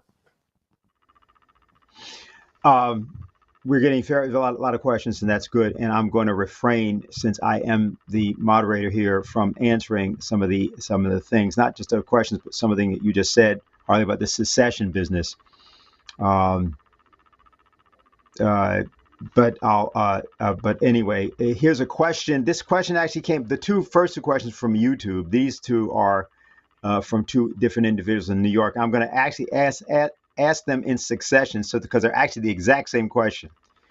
It says, it was posed earlier that I can't understand economics if I don't understand classical music. What does that mean about the nature of what economics really is? Why should a welder, iron worker, or any kind of construction worker listen to and understand Beethoven? Or why should they recite Burns's poetry? By the way, do we have a picture of Robert Burns? I'd just like to make sure we at some point show people his face. And then okay, good, very good. Keep that up. Earlier on, you said that in order to understand physical economy, you need to understand classical music and classical composition. Why is that? How is what people listen to and read connected to the overall state of the economy? Okay, so that's 2 different people, as you can see, with the exact same question. So how about we do this? Who would like to take it first? Harley, you want to go first, or Fred, do you want to go? Well, let Harley Well, do I'll it, say and I'll come something, and then I'll defer to Fred and Gerry. Okay. For LaRouche, classical culture is proof of the creative nature of human beings, that which separates us from the beasts. You have animals that sing, but they don't compose. And I'm talking about birds. Human beings not only compose, but are capable of being moved by the ideas, the thoughts, the non-sensual thoughts that are contained within musical composition. For LaRouche, physical economy is an expression of human creativity. The ability to make discoveries of physical principle that can be applied to transforming nature for the benefit of man is the same process of creative reason, of discovery of something new that you find in musical composition. For example, Beethoven taking these folk songs or these poems and elevating them into musical lead songs that people will then sing. And in their singing, they have a higher sense of a nation. And that is directly related to this question of physical economy. So I think the connection between the two is human creativity and the ability to come up with new ideas when confronted with problems. Okay, Fred? I think it really, it comes down in a certain way to your notion of what economy is. And the notion that we have economy now is not what the country was built upon. For the founding fathers, the notion of economy was the general welfare, that which advances the state of every single human being. What is it now? It's money. Money, money, money, money, money, money. And how do I get rich quick? And there used to be an idea of we're all in this together. We had, like in the Depression, people didn't think, how am I going to get by? They thought we gotta figure out how everybody's going to get by. And therefore, a perfect example of it is COVID. COVID should have shown us what's wrong with the way we're thinking economically. because we weren't prepared for it. We don't have a healthcare system that's prepared for it because we're a bunch of monetarists. We're more interested in getting rich quick and seeing how that could be done off the stock market, mutual funds, etc. We allowed a situation where a huge part of the world, the third world so-called, is plunged into poverty. They're now talking about maybe 2040 before we can even immunize people against COVID in the third world. What's going to happen to us in the meantime? We can have all the vaccines we want. If it's developing new strains in the places that we don't care about, then we're going to get hit with it. This crisis should have forced us to re-examine what our basic economic values are. We can't just let infrastructure slide. You have to have a healthcare system, and the poorest part of the world is the weakest part, and it's going to affect you all. It's like the guy who's got gangrene in his leg, and says, "Well, I don't care about my leg. I only worry about the rest of me." It spreads, but the system of economics that we have today, and Harley is right to say it's physical economy. But why physical economy?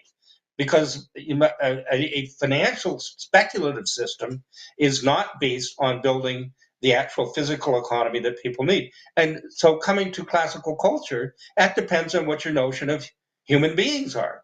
Classical culture, Beethoven, Robert Burns, it gives you a respect for what a human being actually is.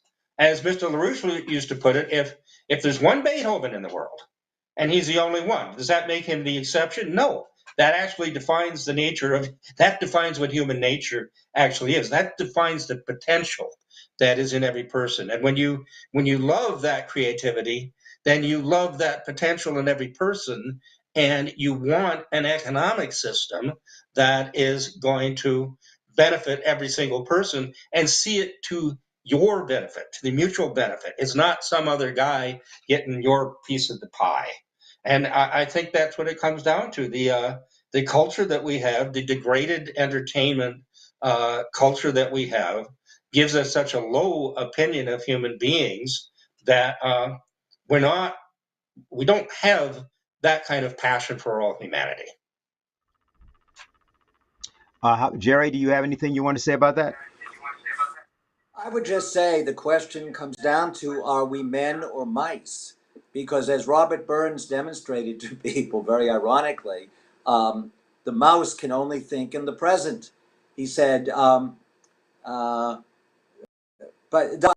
compare me, the present only touches me. But I backward cast my eyes on prospect rear, and forward though I cannot see, I guess and fear.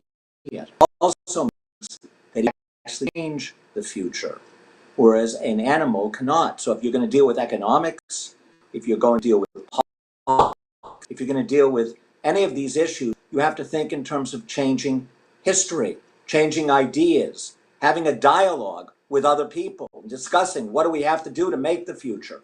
If we only think in terms of the present, then that is how the enemy treats us as animals that they can manipulate through rage or obsessions, or just think of the moment. If you're going to think of physical economy, you have to think in terms of the future. What are we going to create? Now, Burns knew what the British wanted to create was clearing the land and getting rid of people. So, I mean, actually that quote he also made before that last verse of the best laid plans of mice and men gang after glory, and lays us not but grief and pain for promised joy, can mean the best laid plans you bought into, such as, we'll clear you off the land and we'll turn you into, a fisherman, or we'll give you the Green New Deal and we got a great plan for you.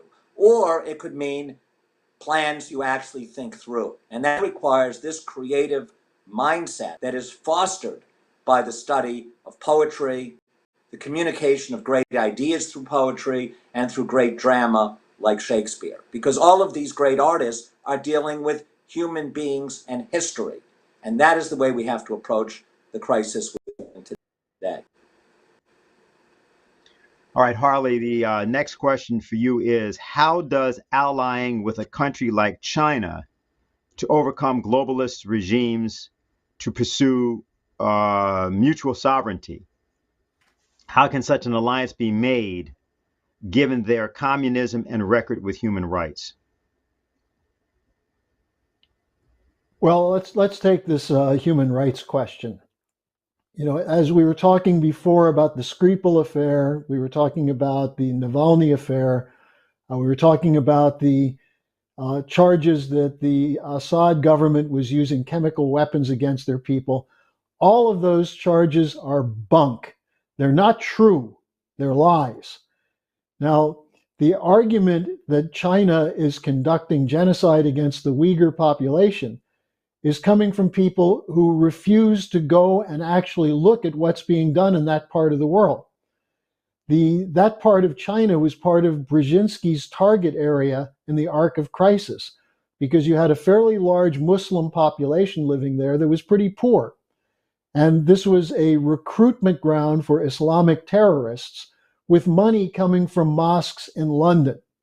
And many of the so-called Uyghur separatists, that is, people who are trying to break with the Chinese government, break away from China, were being deployed into working with ISIS and Al-Qaeda in Iraq and Syria. And what the Chinese did, instead of going in and bombing them and killing them, which is what the US did in our dealings with Islamic terrorists, what the Chinese did is they went in and took some of these poor people and taught them to read, taught them skills, gave them jobs, and invited other countries and journalists to come in and see this. And that hasn't happened. Instead, we have the lies coming from the British, who are part of a regime change operation against China. Now, that's not an endorsement by me of the Chinese Communist Party. It's an endorsement of transparency. But transparency isn't what we have on these things. You know, just like the Belt and Road Initiative. You know, if you've seen some of these documentaries of the railroads being built in Africa, what you see is Kenyans or people from Tanzania, people from Ethiopia, who are being trained by the Chinese to run modern, sophisticated rail lines. This is not slave labor. This is not a debt trap. These are projects that were never done by the colonial powers, who only had infrastructure from the mines to the ports. But the Chinese are actually educating and training Africans to run these projects. Or in Malaysia, where they built an engine factory, which employed Malaysians to be the engineers of the future. So much of what we get on China is colored through a kind of Cold War prism, which essentially says the communists lie, they're lying now, they're a slave labor, human rights violating country, trying to overthrow the United States. Now, President Trump had the opportunity to meet with Xi Jinping. He was calling him a friend, a collaborator, and the Chinese worked with the United States on North Korea. Maybe people forgot that. Who was it who sabotaged what President Trump was trying to do with North Korea? Was it the Chinese? No, it was John Bolton, a neoconservative who was anti-China. And he went into North Korea, or he went to the Hanoi meeting with the North Koreans and said, if you don't disarm immediately, you'll get the Gaddafi treatment. What was the Gaddafi treatment?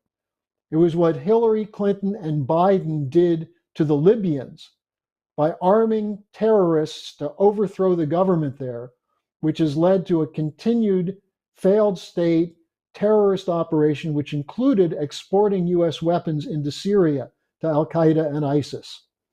So when people start throwing around human rights violations about China, take a look at what was exposed by Julian Assange through the WikiLeaks publication of documents from the United States Defense Department.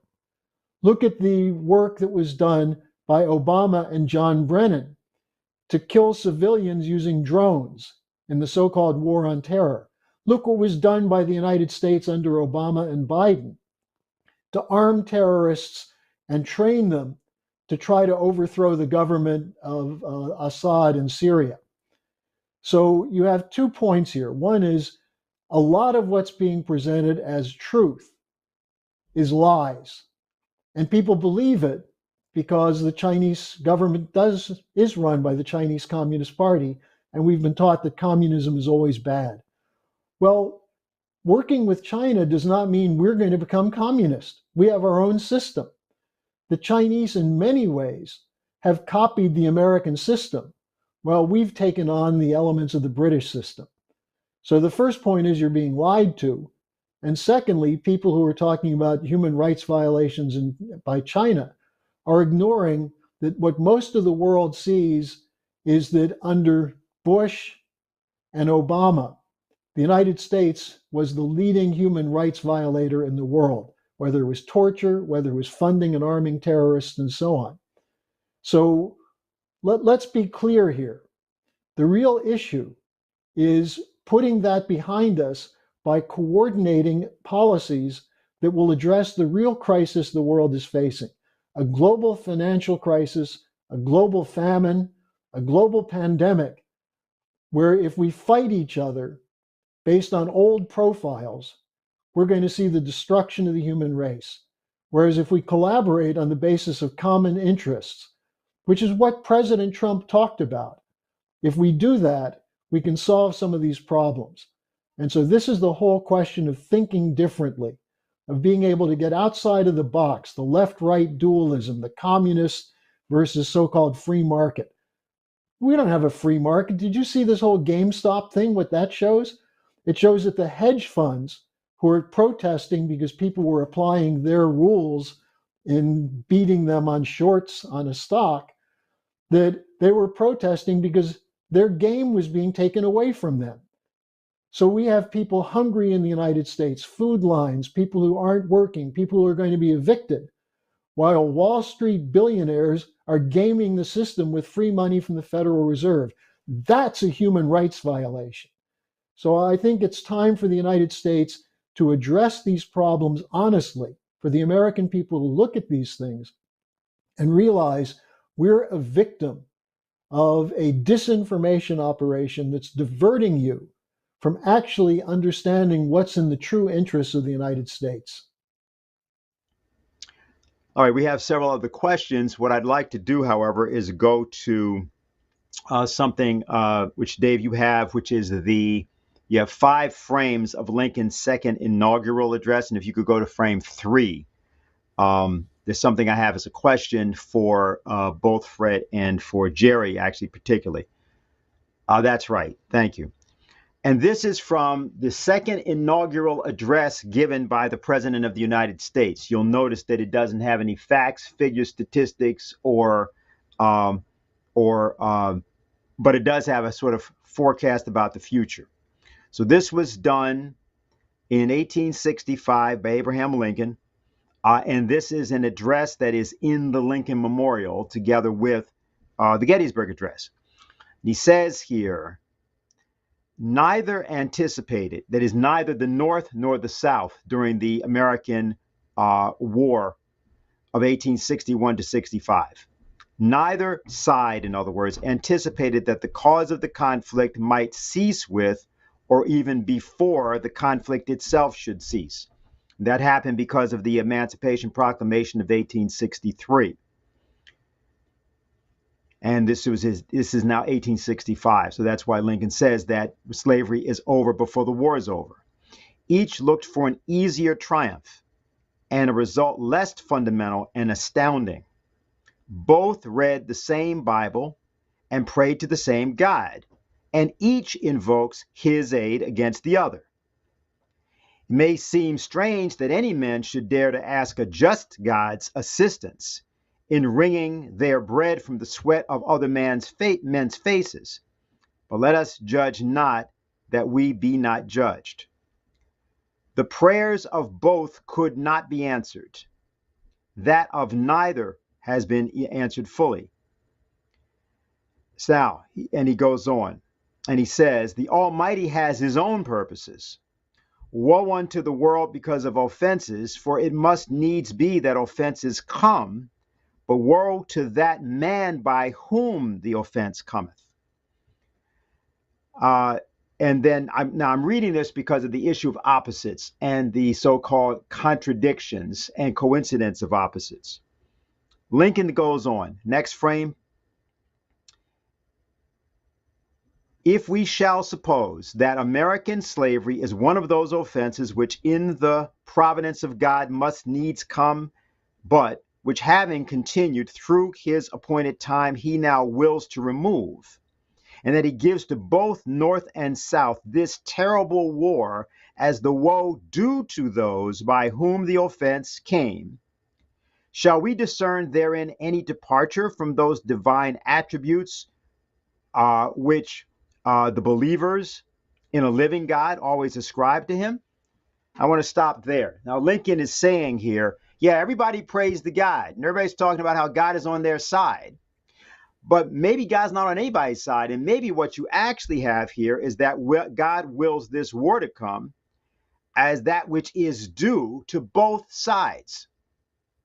So this idea that we have been talking about and exploring now for many weeks, which Helga LaRouche put forward around the coincidence of opposites, and which we see reflected in Lincoln's inaugural, which I guess might have taken him all of 8 minutes, maybe 10 minutes to deliver. If you consider the difference between, let's say, some of the Bill Clinton inaugurals of an hour or all the inaugurals you've seen in the last years of all various other presidents, this is done in a period of 10 minutes. So in what way do you think that this inaugural address reflects this idea of poetry and the idea of overcoming tragedy that we've been discussing here in the form of the work of Burns or some of these other things? And I guess I'll ask Fred, I'll start with you, and then I'll go to Harley and ask Gerry what he thinks.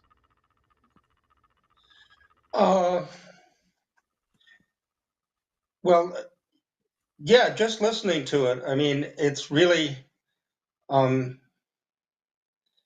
it makes you think about, so the sides are, I'm thinking about the stuff that's going on today, and the sides are so divided, and that Lincoln is saying, coming down and not saying, we were right, you were wrong, we won, you lost, you should have lost. He's saying, perhaps we both needed that.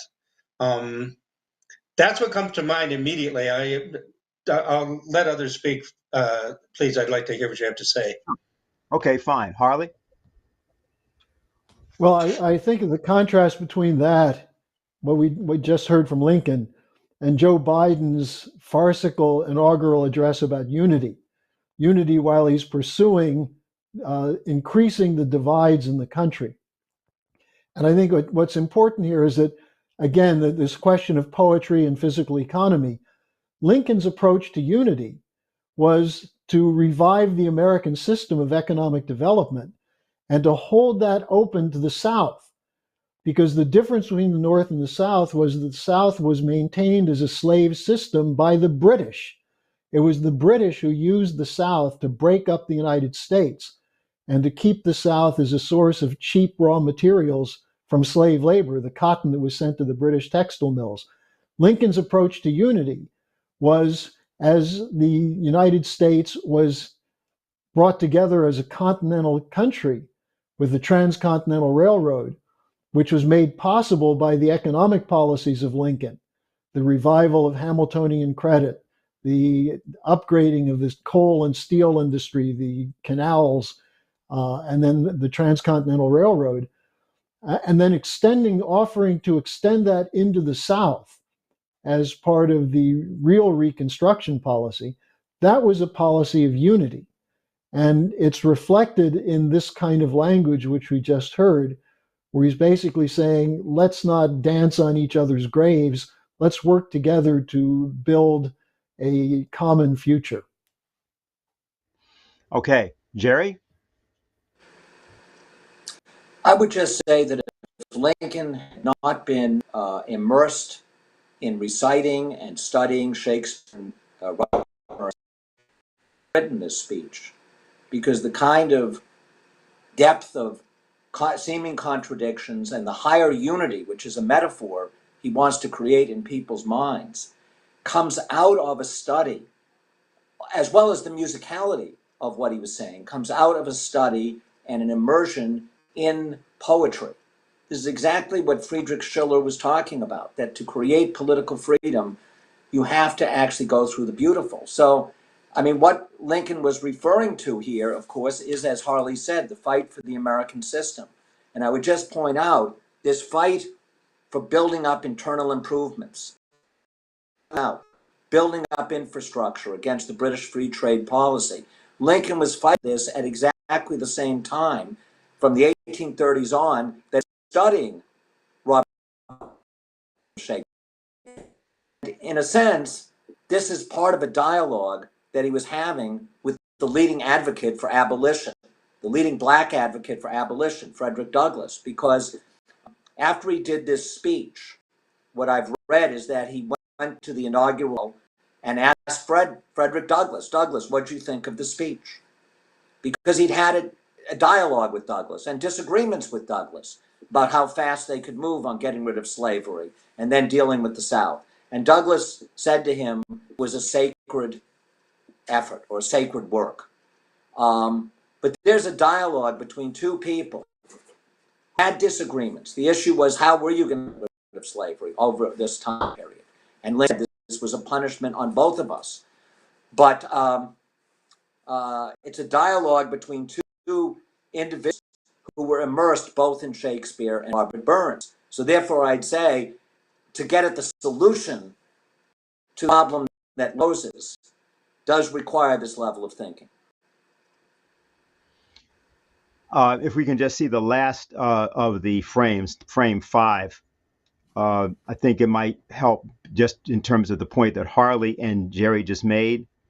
And I'll just read it. With malice toward none, with charity for all, with firmness in the right, as God gives us to see the right, let us strive on to finish the work we are in, to bind up the nation's wounds, to care for him who shall have borne the battle, and for his widow and his orphan, to do all which may achieve and cherish a just and lasting peace among ourselves and with all nations. So clearly Lincoln saw the conflict and the resolution of the conflict as a world event. I just wanted to make sure that, given that we were talking about this issue of unity, that's how he posed it at the end. And it's very much, as you said, Gerry, kind of a Shakespearean idea where it comes together at the conclusion after you've posed these seemingly insoluble contradictions. There are two other questions, and I'm going to ask them, I think, both together just for purposes of time and also clarity. So the first is, how concerned should a reader of classical literature be about who publishes the works? Is there enough benefit in reading and studying the literature or poetry regardless of who publishes it? Okay, so that's one question. And then the second one, which is directed to you, Harley, is, Harley, you mentioned the importance of multilateralism and cooperation in countering the British Empire's attempts to divide the world and ferment conflict with other nations. You also mentioned the current Biden administration and its destabilizing relation with Russia, with SolarWinds hack and so forth. If our leaders in government aren't willing to improve relations with Russia and China, how are the people to act to demand that these powers work together to implement a global economic initiative to develop nations across the world? So maybe you want to answer that one first, Harley, and then we'll come back to the second question. Well, it's an important question, but it fits in with this point I'm making, which is that the Great Reset will not work. It's going to increase the divisions, it's going to increase the poverty, increase those kinds of problems which lead to war. Now, the Russians and the Chinese are fairly firm in what they're saying. They're not going to give up their economic sovereignty to the Davos billionaires. Will the American people do that?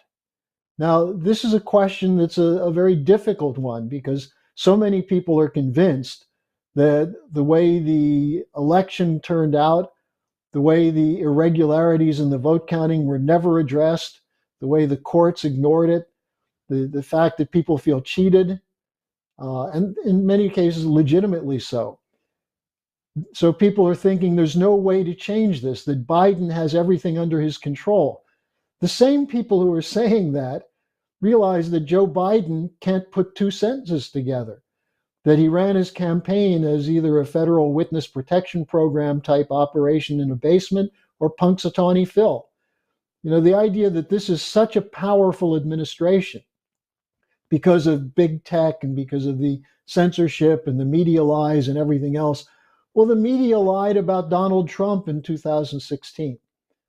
Now, then that caught the Hillary Clinton crew off guard because they didn't think that Trump could win. The question that's posed to us is, if what we're saying about the economy is true, that it's going to continue to worsen, that there are no solutions, in fact, the so-called solutions of the Biden team will make things worse, we have to look to Asia. We have to look to the rest of the world. We should already be looking to Asia when it comes to the coronavirus. Why were the Asian countries able to limit the damage so dramatically? Not just China, but also South Korea, Taiwan, Vietnam. While we in the West, with our liberal democracies, were unable to take the measures necessary to stop it. So I think that there are lessons here that really answer the question. We as Americans are going to have to figure out how to put together a coalition that will ensure in the future fair elections. And some of that just has to do with rolling up your sleeves and participating in local discussions, boards of elections, city councils, county commissions, that we need to address this problem of the ability to manipulate votes, to use outside cyber influences to change elections. That's something that has to be done. And I think there's a majority of the people who would like to have fair elections, not the people who elected Biden, but most of the rest of the country. At the same time, we have to fight for the economic policies of LaRouche, the four laws, and then recognize that we're not alone. Much of the world feels the same pressure as we do in the United States to feed a family, to have money for health care, housing. We have potential allies all over the world. The question is coming up with the right policies and one final point, to recruit a new generation of leadership that's not corrupted by Wall Street and Silicon Valley, not corrupted by the standards of the existing Congress and most state legislatures. That's something that can be done.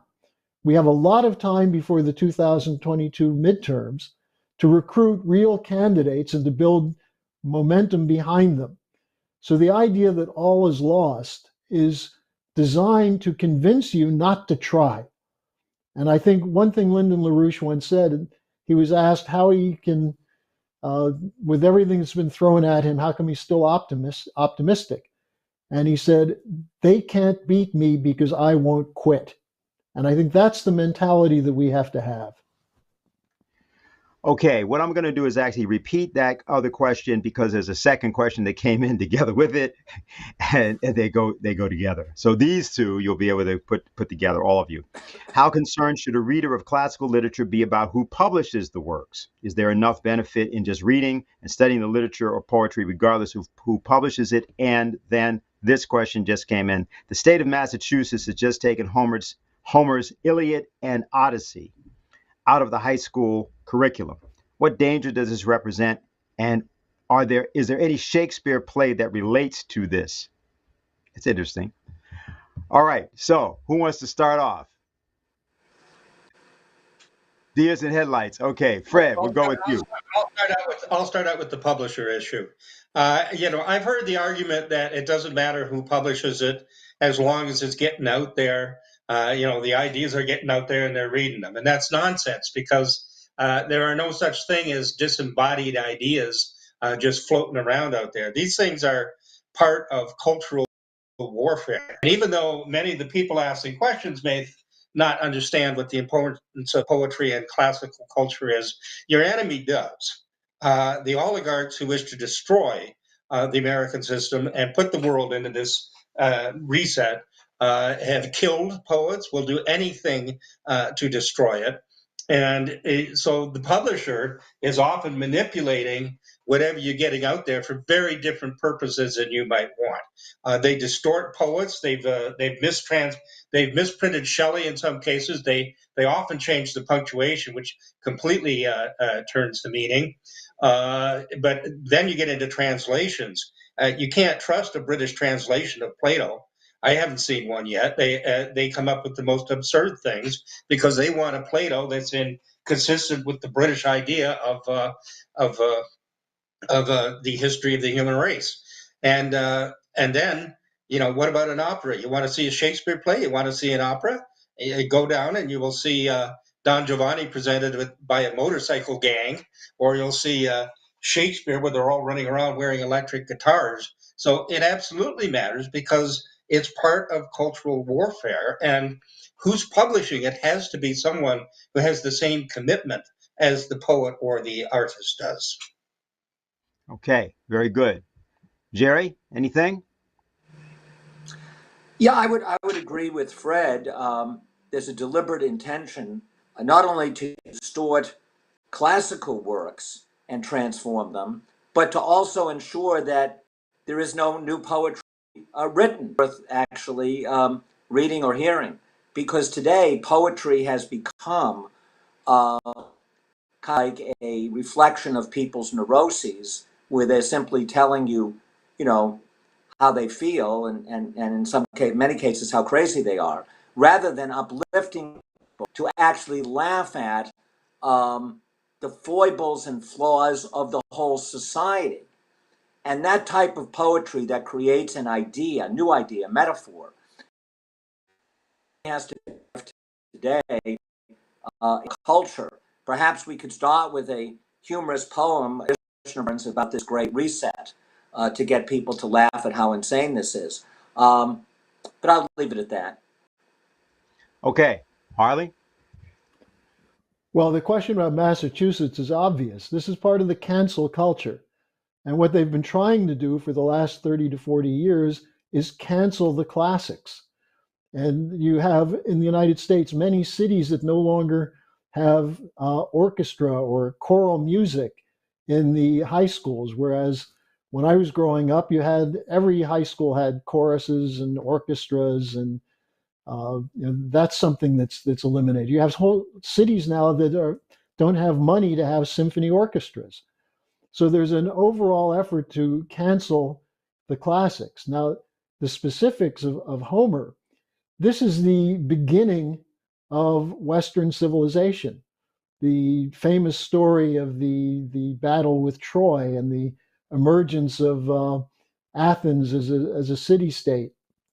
And to do away with this, that it's so rich, as both Gerry and Fred have been talking about metaphor, the importance of metaphor in developing new conceptions. This is and also just the musicality. I mean, very few people speak Greek, and certainly not outside of Greece, but certainly not classical Greek poetry. You take away these kinds of aspects of the development of human thinking, and you make us that much more poor, where you end up with people thinking the classics are the Rolling Stones and the Beatles. So, I think this is outrageous. And if I lived in Massachusetts, I'd be fighting not just to restore the Homer, but for a whole program of classical culture in the high schools and grade schools. Okay, so we're at the conclusion at this point. I'd like to just give every one of you an opportunity to say anything that you haven't had a chance to say yet in summary. So let me start with you, Gerry. Okay, I would just say that in order to restore a sense of optimism to America, the optimism that both Abraham Lincoln felt toward the United States and his commitment to restore the Declaration of Independence, which he saw being ripped up at his time, this optimism that in the face of personal hardship, Robert Burns felt toward America as the future. But in order to think in these terms, in terms of the history and the world as a whole, the work of going back to the great classical poets like Shakespeare and Burns is absolutely critical today as it was for for people in Abraham Lincoln's day, and certainly for Douglas in freeing himself from slavery and trying to free others from slavery. I might just point out that Homer's Iliad and Odyssey were written as just like these poems today, were written to be recited publicly and sung to elicit from people their own recognition of what had happened in history that had caused a tragedy, because he was writing these poems after the destruction of the society in Greece that had 100 years earlier. So we should look at reviving our culture and our economy and really getting rid of this oligarchical system, which is really what with Zeus and all the other gods trying to play with mankind. And that type of oligarchical tradition you can only get rid of by evoking in people their own with humor, with irony, and with metaphor. Thank you. Fred? Just briefly, I mean, if you find yourself on a raft in the middle of the Pacific Ocean with no land in sight anywhere, you don't know where you are. You have no idea. So how do you figure it out? You have to actually look at the stars, which means you have to study something about astronomy. You might need a few astronomical instruments that have been developed so that you begin to figure out where exactly on Earth you are. We're like this today culturally. We don't know where we are. We don't know where we came from. And when we talk about this classical culture, we get these kind of questions. Well, why on earth should I study that? But people don't even know. This is not just the history of music or the history of poetry. This is the history of the human race. These are the discoveries that moved humanity forward. They're scientific discoveries, every bit as important as the discoveries that allowed space travel to take place. And without them, we would not be here. And without reviving them, we're not going to be here in the future. And then I would say one other thing to people. I taught music for a while, and the argument I often found from young people, it seems to be prevalent today, was that, oh man, this is hard. This is just too hard. And I would say, well, you should welcome it. It's a challenge. You learn something, and then you go on to the next thing that's even harder. But that's what they would say. And I'm reminded of the words of another favorite poet of mine, Francois Rabelais, a French poet, who, in explaining this, he says, have you ever seen a dog chewing on a bone?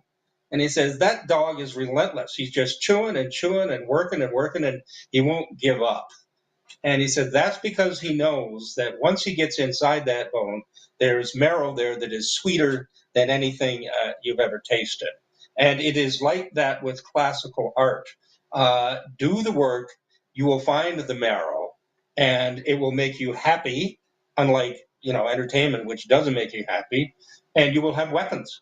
You will have weapons that allow you to think and use your creativity to win this cultural war that we're in.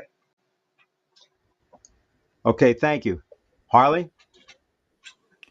Well, in response to what Fred just said, I'm reminded of the famous comment made by John F. Kennedy at Rice University when he unveiled the commitment to land a man on the moon within this decade. And he said, we do it not because it is easy, but because it is hard. And doing things that are hard become easier as we develop new technologies, new ideas, new means of thinking about it. But it's taking on those kind of challenges, which has brought us to the point where we have somewhere around 7.5 billion people on the planet. And taking care of them and developing them is something that all of us should take as a responsibility. And let me finish by saying that helping in developing the ideas for that will be the new report that's coming out from EIR and the LaRouche organization on what is the Great Reset, the so-called Great Transformation, what it is and how it can be defeated. And that's a companion piece to an earlier report we did on the world needs 1.5 billion new productive jobs worldwide. Those two reports will be written, have been written, or the second one is being completed, to give people a roadmap of specific ideas, but also an approach to economic thinking, which is uniquely human.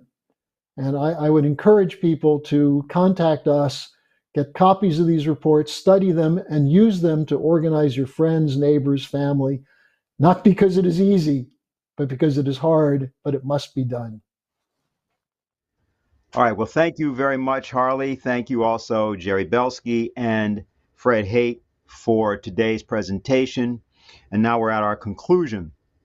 What I'd like to do is to refer to another poet who died on January 29th, 58 years ago yesterday, 1963, Robert Frost.